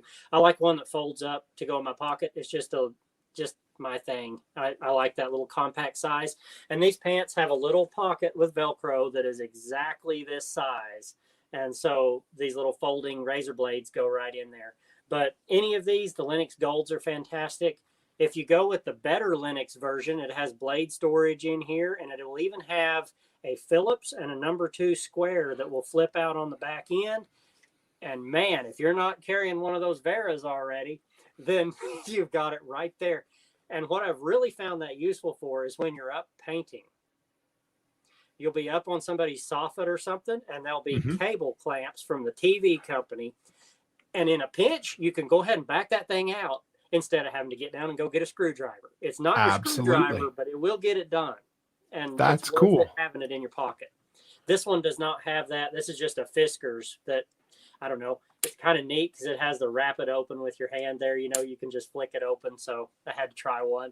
Pretty comfortable. Had a lot of sheetrock to cut. It is what it is. But get one of these. You have to have one nowadays. You have an instantly sharp knife anywhere you are. And you need this to open your German tools when you get them. So ain't that the truth? I use the Milwaukee Fastback, and I love that thing. And they've got a new updated one as well with I think it's got a Phillips bit on it, and it looks it's pretty good, I think. And I need to go pick one up from your link one of these days. I'll do that. They keep. I need to you know what? That one. Keep an eye out, because for whatever reason lately, they've been putting them on about, I forget what the regular retail is, but they've been coming on for $9.99 about once every 2 weeks. So keep an eye out. I'll throw another video up when they show up probably. But if you guys really look for, if you're trying to get a few German tools, jump on that KC Tool Company website just for a second every day, run down to the bottom and click tool of the day. Sometimes stuff is half off or more. They'll have one tool each day. And if you can snag it on that day, you're doing really good. And if your order is $100 or more, it's like free shipping and a whole pack of German tool stickers. So you'll get all your cool little Wera stickers and all that good stuff to stick behind you on the wall, which I guess I need to get started at some point with a sticker wall. But well, I got my first official stickers the other day from Millis Construction down in the States. So I got to figure out what I'm going to do with them. Man, I think that lady did an amazing job drawing that little emoji. I couldn't believe how good that came out. And you got it from Fiverr, is that right? Where you got yours? Yeah, they're awesome. They did my logo too, and they're incredible. She drew that whole thing, color and perfect little cartoon character, just like I wanted, and it looks much like me, to be honest. And she did that for $30. So that's incredible. It's awesome. Anybody looking for somebody to get any inexpensive graphic work done, Fiverr's incredible, and they're great. Like, they're just awesome. And yeah, I saw Ted's comment there. I'm trying to at least follow along you guys' comments over here on my phone, because for some reason they don't load up here on my screen. But I see Ted's there. That's all they ever do is just keep adding more and more TV cables to the side of the house. I've had to take down so many on a paint job. It's unbelievable. There'll be one cable left, maybe, and there might not even be that's any good anymore. They're all shot. The worst are when there's like 5 antennas on the roof too. These little satellite dishes. Oh, yes. They've got 2 for internet. They've got 3 for TV, and they're now on landline cable. I don't know why, but man, they never take a single one down, because once they unbolt them, the liability of all their holes in the roof and everything they've done, I guess, is so high. Well, with me re-siding the house, I cannot believe, you look at a house, you're like, there's not that much stuff there. And then I Mm-hmm. start taking a whole bunch, you got to strip the walls down to put the siding Yep. on. And I'm like, well, I don't need this cable box. I don't need this cable. What is this? Some kind of old radio wire? And then we're getting ready to do the roof, probably either late this fall or early next spring. And there must be, I think there's like 6 antennas. Of course, our house used to be a rental. And so, well, with Yep. rentals, you can just Everybody imagine moved how in, many. and we don't have direct TV. We have Dish, and now we do that. And then by the time the next tenant, that satellite is out of date for direct TV, so they need a new one. And they just, like you said, like Tool said, it's cheaper to leave it because the wire has no resale value. And he's right on that too. Like it absolutely. I mean, and like you said, the liability. I know I've gone up and taken dishes down for people before, and you want to make sure that those holes are sealed, because that all of a sudden you're taking something off and you're leaving 4 little spots where that water can get in, and it can be a mess. That's right. It is a mess too. But I leave the stuff on the roof alone. I let the roofer deal with that when he gets there, but I'll chop all those cables off the house and clean them up. And miserable. We occasionally get the lightning rod cables too. Have you seen those? They're big as your thumb. No. And are they copper, or what are they? They're the color of galvanized. They're probably aluminum or something like that, but it's very heavy stuff. And they might just be galvanized steel too. I don't know. But they put those balls with the big point on the roof, and then they have the big cables running down to the next ball and point. Mm-hmm. And they do that whole situation out here. Yeah, it's a lot of old farmhouses and stuff. They're a beast to get rid of. So what other brands have you? You didn't talk a whole lot about Festool. I know you're pretty passionate about Festool, aren't you?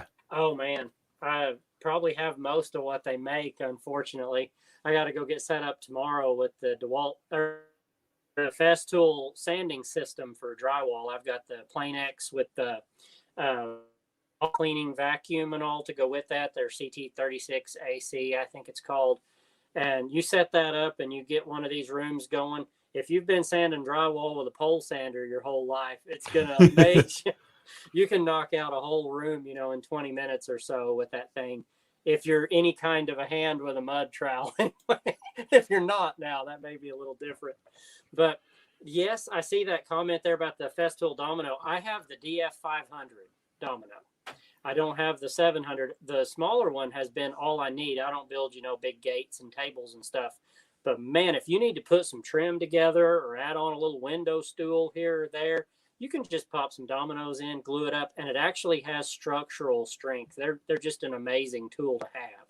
So it's been one of those. It's kind of like buying a multi-tool, the little oscillators.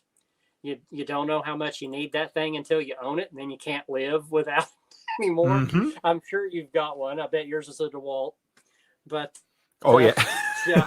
Everything's DeWalt, but I think you just noticed there that you guys can tell it's the first time we're running new software called StreamYard, and I forgot or just remembered that we can actually put those comments up on the screen so Joseph can see them as well. Well, so that would be nice. Yeah, it helps, so I'm watching TV over here. That's right. But it's all right. I was comments, y'all. But and if anybody else is on Odyssey or Float, sorry, I haven't figured quite how to monitor that end of things yet either, but we're out there talking to people, so there we go. Pretty easily. But the whole Festool idea and everything they make, there's as many opinions about that as there is all the other German tools. Is everything is so, but the thing about it is every bit of it works together. So like own the track saw, and a lot of people, that's where they start, is with the Festool track saw, because it's kind of the entry level thing, and maybe a Festool MIDI vacuum, and that's where you get going. That's where I started. And then you find out their routers run on the same tracks. So if you want to make those dados without being dangerous on your table saw, you can run your router right down the track and plow your dados and stuff. And pretty well all of it is that way. And with all the HEPA dust extraction, that's a thing about your construction company or your handyman business too. Market that. It's incredible what you can do with that. You will literally get jobs just because you mentioned that you have that full HEPA dust extraction and you keep a clean job site. That will be one of the main things people review you for, is there's no dust. I can come in and sand your drywall patch and you can't tell I was there. And that's big for commercial or hospitals or offices, workspaces, that's right. Yeah. And it's cool. Like it's like marketing battery powered lawn care gear as being green. Yep. It's big right now, right? So if you can find a way to upsell and introduce yourself to the market, right. you might even be able to charge a little premium, or at least get your foot in the door, right? And a lot of having these kind of tools is, I have to explain this to people all the time, because they'll pop in and just say, wow, look at all these tools you've got. I don't know who's using $100 screwdriver and $1,000 vacuum and all this crazy stuff. I did not this stuff. That's the thing. It's just like we talked about with the YouTube channel. We started with a camera phone. It was terrible, but it worked. People watched it. We got inspired. We made another one. The next time we might have added a light bulb. You never know. So it's the same thing with your tools. Start with whatever your job can get you to afford. But as soon as you have some skills, you really need to realize how much you're worth and charge appropriately. Actually get in like that handyman journey group. And I wrote a foreword for Alan Lee's new book, the guy that runs that group. Great resource over there of everybody. And we do our best to keep that a polite group too. We don't always succeed, but we try very hard. It's pretty darn good over there. Really bounce your ideas off of people and find out how much you as a company are worth. I bet it's a lot more than you think. And once you start charging appropriately, these tools are not that bad. They're really not. As if you're charging an extra so much for having that dust extraction and the ability to do quality work, in an industrial or commercial environment, and not ruining their entire building for 3 days of cleaning, then you should be compensated for a portion of the time you save them. That's what you're basically charging for your ability to do it in a clean manner. They can stay open. Like when we did the restaurant kitchen remodel, it was during COVID when it was really bad in the beginning. They had closed the restaurant, but they were still doing takeout, but they wanted to do a full kitchen remodel. Ooh. We did zip wall through the middle of the kitchen. We used all Festool tools. We had dust extraction at everything we were doing, and they didn't close for a single day due to our construction. See, that's worth a lot. Think about what that's worth to a business. They were able to keep the front half open and then switch to their back half, and they were selling, DoorDash and to-go orders nonstop the whole time I was doing the work. So reality is probably just that ability paid for the whole job that we did, that they never had to close, because it's a lot of work to, bring it back up. And you talk about starting out with what you have, and then I don't know, but I'm sure you did the same thing. But a lot of times as you decide you want to upgrade your tools, try to build that cost into your next job. Right. If you bid, like the same thing happened when I started doing more sheetrock. I would put a bid out there for a job, and that would be my whole promise to myself. If I land that bid, I will not be doing that part by hand again, and I'll buy that set of tools. And I didn't go buy all of it. I upgraded the part that was the most aggravating to me first. And then I moved on to the next and the next and the next. And it's the same thing, with all your tools you have. Upgrade the ones you use the most first. And you work your way down from there. That's why your hand tools that you carry on you every day or in the door of your truck or whatever, go ahead and get some that you like for that. They're not that expensive compared to everything else. Get your really good impact, really good drill. The things that you use, no matter what job you're doing, need to be good. It'll make you enjoy your job. And if you enjoy your job, you'll get it done faster and you'll be more cheerful the whole time too. And who doesn't like nice tools? You know what I mean? Oh, yeah, absolutely. I've been accused that the whole reason I do this job is so I can buy the tools, but Hey, listen, I honestly, it's another outlet. My wife laughs with me all the time. She's like, you just started a YouTube channel so you can write off the cost of your tools. I'm like, I was already doing that with the handyman business, but now, hey, if I need an excuse to talk about tools, I'm good, Yeah. And that's a challenge when you're first starting, on YouTube too. You get this thing where when I first started this, it's like, I'm going to a video on all these tools I have, and I actually hit the end of that somewhere around 100 videos in on the channel. Yep. And I remember hitting that, and I literally sat for a whole week. I have no clue what I'm going to talk about next week. I don't. I've covered what I need to cover. I don't know what else I have. And it took maybe 7-10 days. I don't know. And then one day I was just on the job and the ideas just hit, and I wrote down like 10 video ideas in a row. And I went, you know what? I'm broke through the wall now, and we're off to running. It never stops, right? Yeah. You just, the whole thing is to just don't try to be perfect right to start with. Just do it. Mm-hmm. Perfect will come. It will.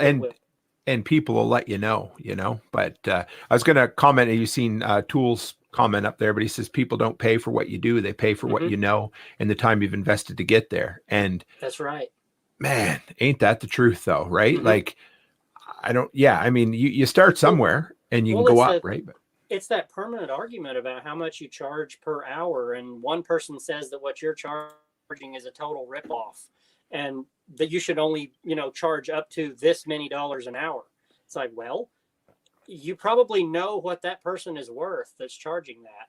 The person that's charging double that, you don't know. Maybe they have the equipment and the skills built up to do what you do in 2 hours in one. Yep. If that's true, they're not worth the same thing. That's just the way it is. And not only your skills, your tools too. We're here talking about tools. A lot of these tools, if you're still building your skills, having a tool that gives you a little bit of a confidence boost on a job can help a lot.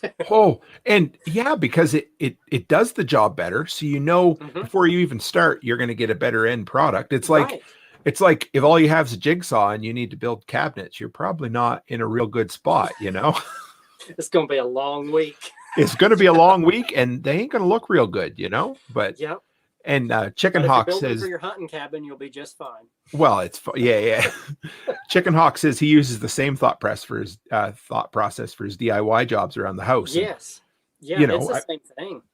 Because it can save you time, right? Anytime I know I don't need an excuse to buy a new tool, but buying a new tool can save you the time and can actually pay for itself pretty quick sometimes. Well, the sooner you realize that every minute of your life is valuable, you'll really start to realize what you need to be figuring out how to do as much as possible in the minutes that you have, so that you can actually enjoy the ones that you don't want to be at work. If you're not charging appropriately, and at the same time you're complaining that you're never off, there's a way to fix that. Absolutely.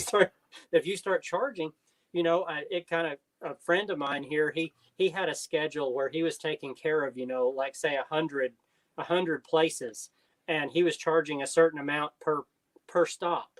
Well, he went up like 35% one year. Right. And he lost maybe 20% of his customers. And he said, okay, you know what? I'm making more now, and now I'm off one day a week. Well, I had a handyman that messaged, Well, I had one that messaged me a little while ago, and he asked like, "What am I doing with my pricing and stuff?" And I said, "Listen, I got to tell you, like this summer especially, I've tried to take Saturday, Sunday off every day, every week, and sometimes Fridays just to see. It doesn't always work, but that's okay. Anyway, but what I told him, I said, I would be happier bidding 2 jobs at $200 a piece and getting one of them than I would bid 2 jobs at $100 a piece and get both of them." Right. And if you can do that, I mean, we're no experts. We've just learned as we've muddled along and learned as we go. Right. That's right. But man, you're right. Your time is valuable. And, if you're a little uncomfortable when you give your price and you think, okay, well, if I can get 50% of them at that price, you've doubled your worth right there. Yeah. And part of that is just realizing what you're worth. And if you sit down and actually put everything down on paper, your insurance, your tag, your titles, your tires, your fuel, everything that goes into running your business, it will shock you what it costs just to leave the house every day and head to work.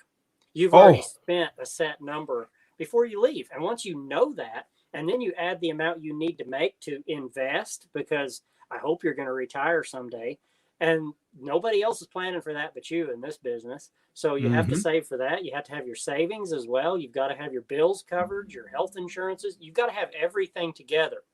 And that number that you come up with at the end of that is probably going to surprise you what you have to charge just to have a real job, basically what you'd make at a real job. So it's something that's really hard for most people to get a hold of in the beginning, you know, and it's why so many businesses fail the first few years. Well, there's so many of those little expenses that creep up on you that you don't realize. This is true. I see that comment on the screen there. Absolutely. You don't do that.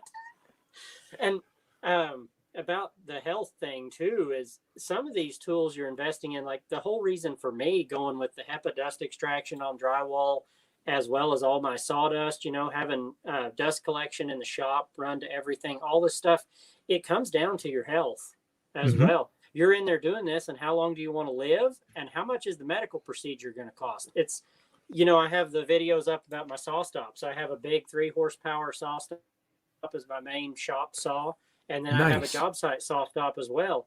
And that came down to, I decided, you know, it only takes one slip, no matter how good we are. And I don't work that good without a hand. I really don't. So hey, I sold building supplies for years in a hardware store, and it would scare you how many carpenters come in missing a digit. It's like, I bet you 20% of the contractors I dealt with were missing something. And man, that's scary. It is. And I think, though, the dust in the air at all of our job sites is probably less thought of by most people. And they'll throw on one of these 90 masks or something that is not doing the trick for the dust. And if you'd have these vacs that are collecting it at the tool and all this stuff, you can just, you're not only speeding up your job, you don't have all the cleaning, you're also not inhaling all this stuff the whole time. It's fantastic. It really is.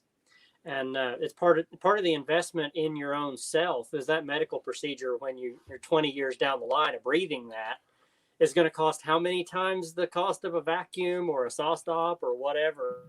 Well, we moved a dentist shop here a little while back. They moved into a nice new facility, and we ended up moving this 6x6 file cabinet that I should have asked them to. Anyway, I didn't, but it was full. It was heavy, way too heavy for two of us to manage. And, you know, I hurt my back. It was, first time in a long time. So I went to the old, the bone cracker there, the chiropractor, first time in my life. And he fixed me up real good. But, you know, the first thing I did after we did that job, I went out and spent like $400 on a bunch of new moving gear, you know, like dollies, everything. I've got anything. Like we've always specialized in moving heavy stuff, but that stuff, I got thinking, like, we only got one back, right? And if you don't take care of it, you're in, because if your back hurts, you can't do anything. And, that's right. I got lucky and it wasn't permanent, thank goodness. But so I went out, I just spent a whole shit ton of stuff at Princess Auto, which is like your guys' Harbor Freight. And I just bought everything I could, like a flat dolly, little tri-dollies, some moving blankets, some lifting straps, everything I could. And because it's worth it. It pays for itself so quick. Yeah. And what, a chiropractor is probably the one visit, about half the price of all your gear too. Oh, absolutely. Look at that one there from Tools. Did you see? Woodworkers on average lose about 1% of lung capacity every year because of inadequate. I didn't even know that. I wouldn't even have thought of that. Yeah. Well, you think about it. If you get in your shop and you run a few boards through the table saw, and then you walk over there and you're shooting them through the planer, and then you're leaving the planer and you're running them through the powder, by the time you do all that, it's not really the dust you see all over the ground that's killing you. It's everything that's in the air.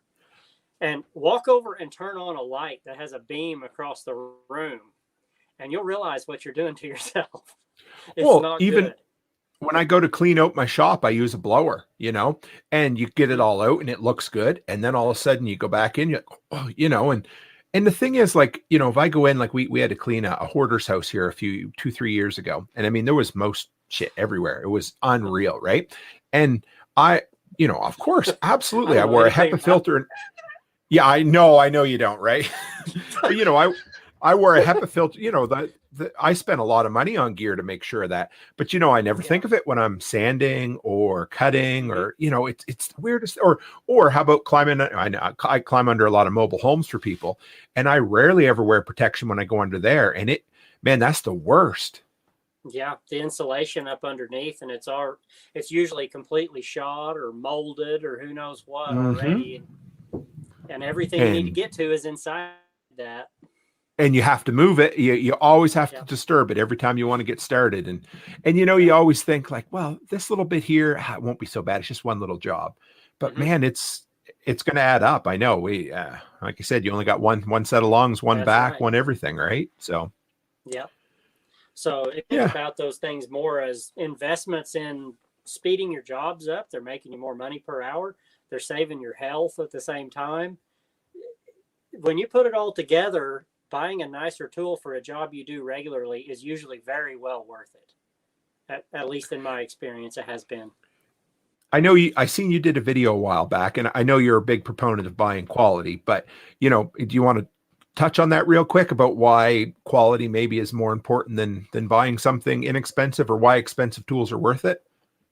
Well, it's kind of a few of the things we were just going over, but also not having things that break on you on the job site too is really nice. Like you don't really have tool failures, and this doesn't really mean you have to have a ridiculously expensive tool.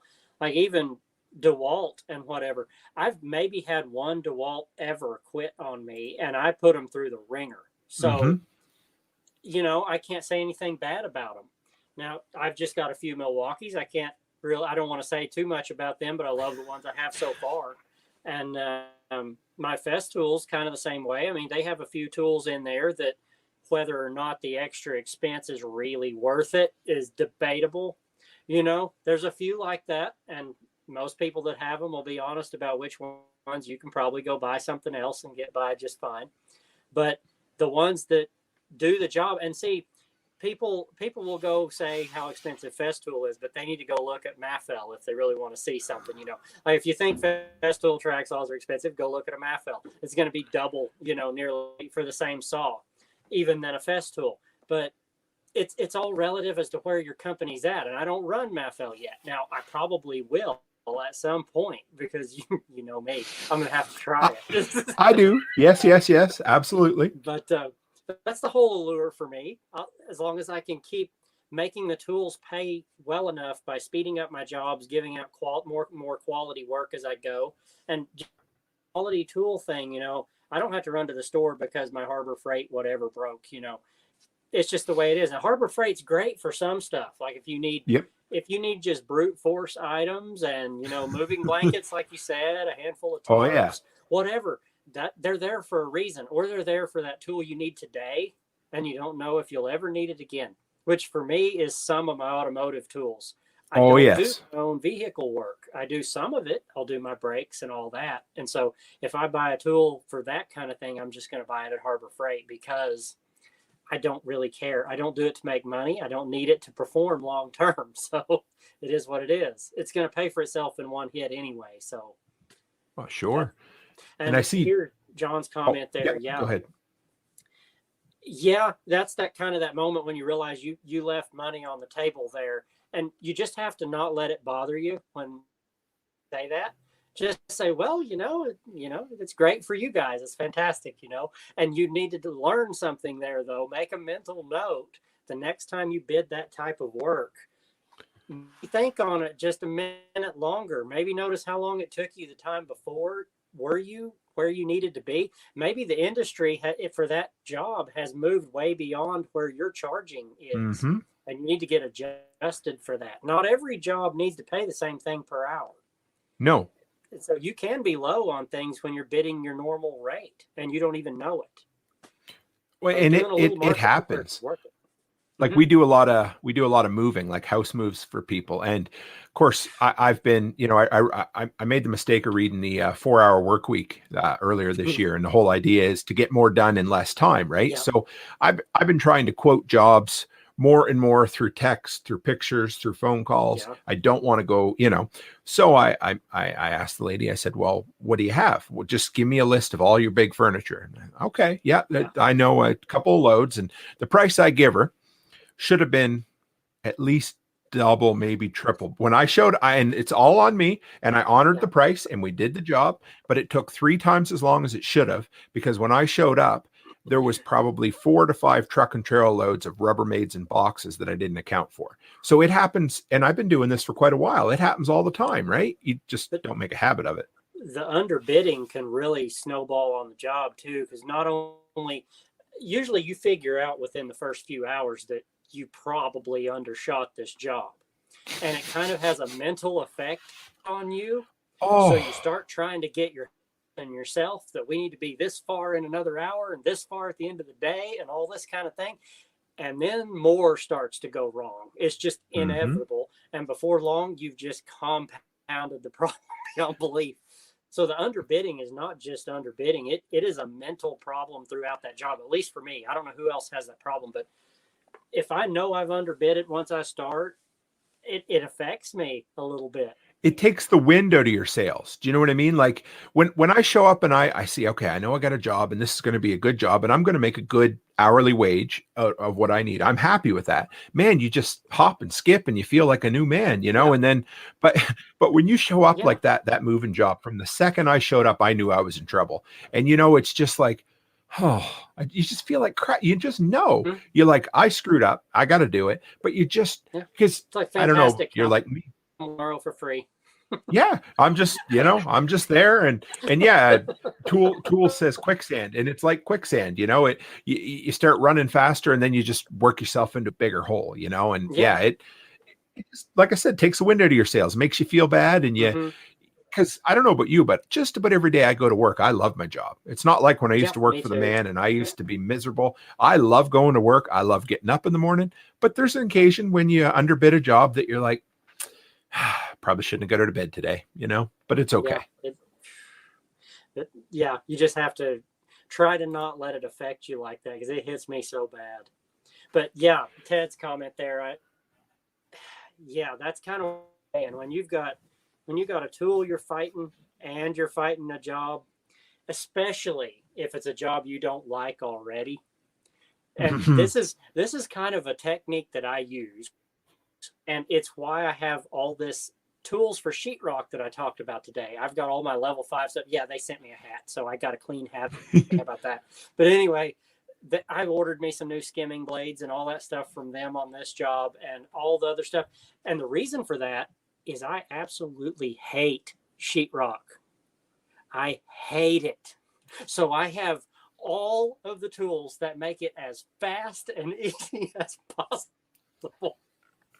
And now that I have all of that, I'm getting where I kind of feel like I'm halfway decent at it at this point, you know. I'm and not, you don't like, hate it quite as much over there, you know, but, but I'm pretty happy with it. So I can get it done and I can leave where everybody's happy. And that's kind of where I'm at with sheetrock right now. But I have the tools to get it done fast, regardless of how I am. And thanks there. I think the red hat is probably not helping with color on here. I usually wear a black hat. I think everybody's used to me in a black hat. But these look pretty cool today. They sent me, so. Well, it's all right. Well, man, we've been an hour and 10 minutes. I knew we'd talk, and it's good. I always enjoy it. You know what I mean? But so yeah, go ahead. So for the people that aren't here, we just thought we'd pop on here and visit with each other a few minutes before this started. And I think we spent nearly an hour before the stream. We sure did. And you know, I'm surprised my voice is still going.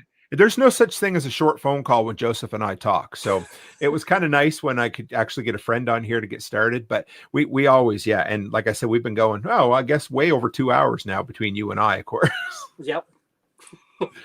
But yeah, so okay. We both love tools. And that's what it is. That's the way it's going to be, I think. Absolutely. So how do people, I'm sure most everybody in here knows, but how do people find you? Where do they go? What are you up to? What do you, tell me where they can go to find you. I'm sure Tim's going to stick all the links down there afterwards, but Millis Construction right here. You see the name on the screen. That's the name of my YouTube channel. You can go find me right there.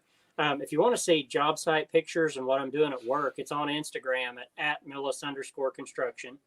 And as well as my Facebook. I will add work-related people to my Facebook if you want to see my stuff. But I have a business Facebook as well.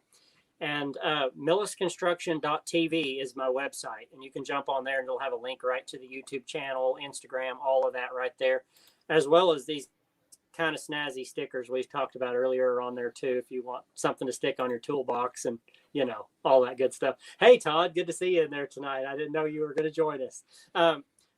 Todd here is like one of my main helpers here. Apparently he's watching. But yeah, he's pretty fantastic. He's been working at the hotel with me all week. But, so yeah, he's the one that's got to guy. put up with you on a regular basis. Yep, unfortunately he does, but he's great. He's in on it every day pretty well that he can hold up for. And yeah, just jump over there to the website, grab a link over. If you're here on YouTube, you know, you can probably just click my name. I tried to say hi to everybody in the beginning down there, but I'll go ahead and drop another comment in there so you can click my name if you want to jump over. But yeah, perfect. Jump on over there. You got to really be into tools over there because that's pretty well what I talk about. I do a business video once in a while, but nothing like Tim here does. So if you're coming from my channel and you not only want good tools, you also want some good business content to help you get going and job ideas. He does more random for work than I've ever seen somebody do. So you need to follow everything from snow to junk clean outs, moving. It's awesome. The videos, you never know which one's going to be next. So it's kind of fun to watch. Well, thanks, Joseph. Yeah. I think I was way back there in the first 100 or 2 subscribers probably. On you were. I know you were. And I love it. Like, there's a couple. Ryan Collette's another one. He's getting ready to start a channel up. You've seen him around a bit. And it's cool. You never forget, do you? You never forget those first few that are your cheerleaders. There's a certain amount of names that I don't ever forget. They're like the permanent people. I remember them commenting back to the beginning.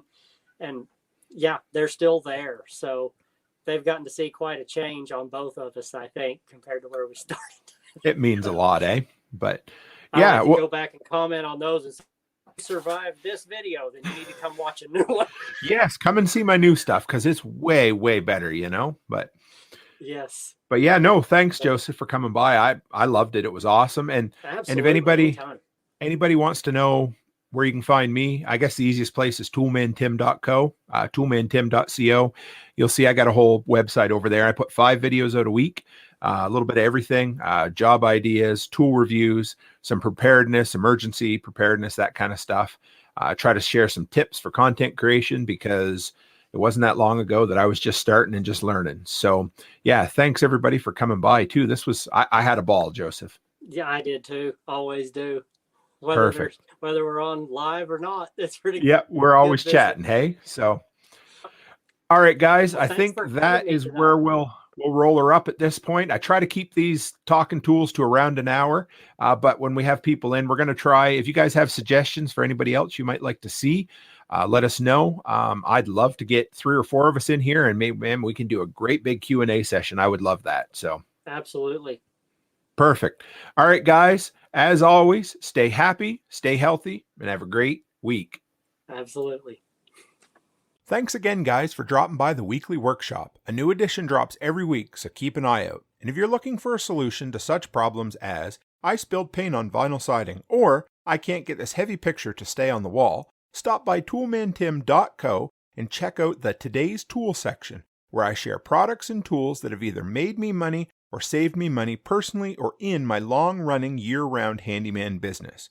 And if you found value in this content, please take a moment and share it on your social platform of choice. And as always, stay happy, stay healthy, and have a great week.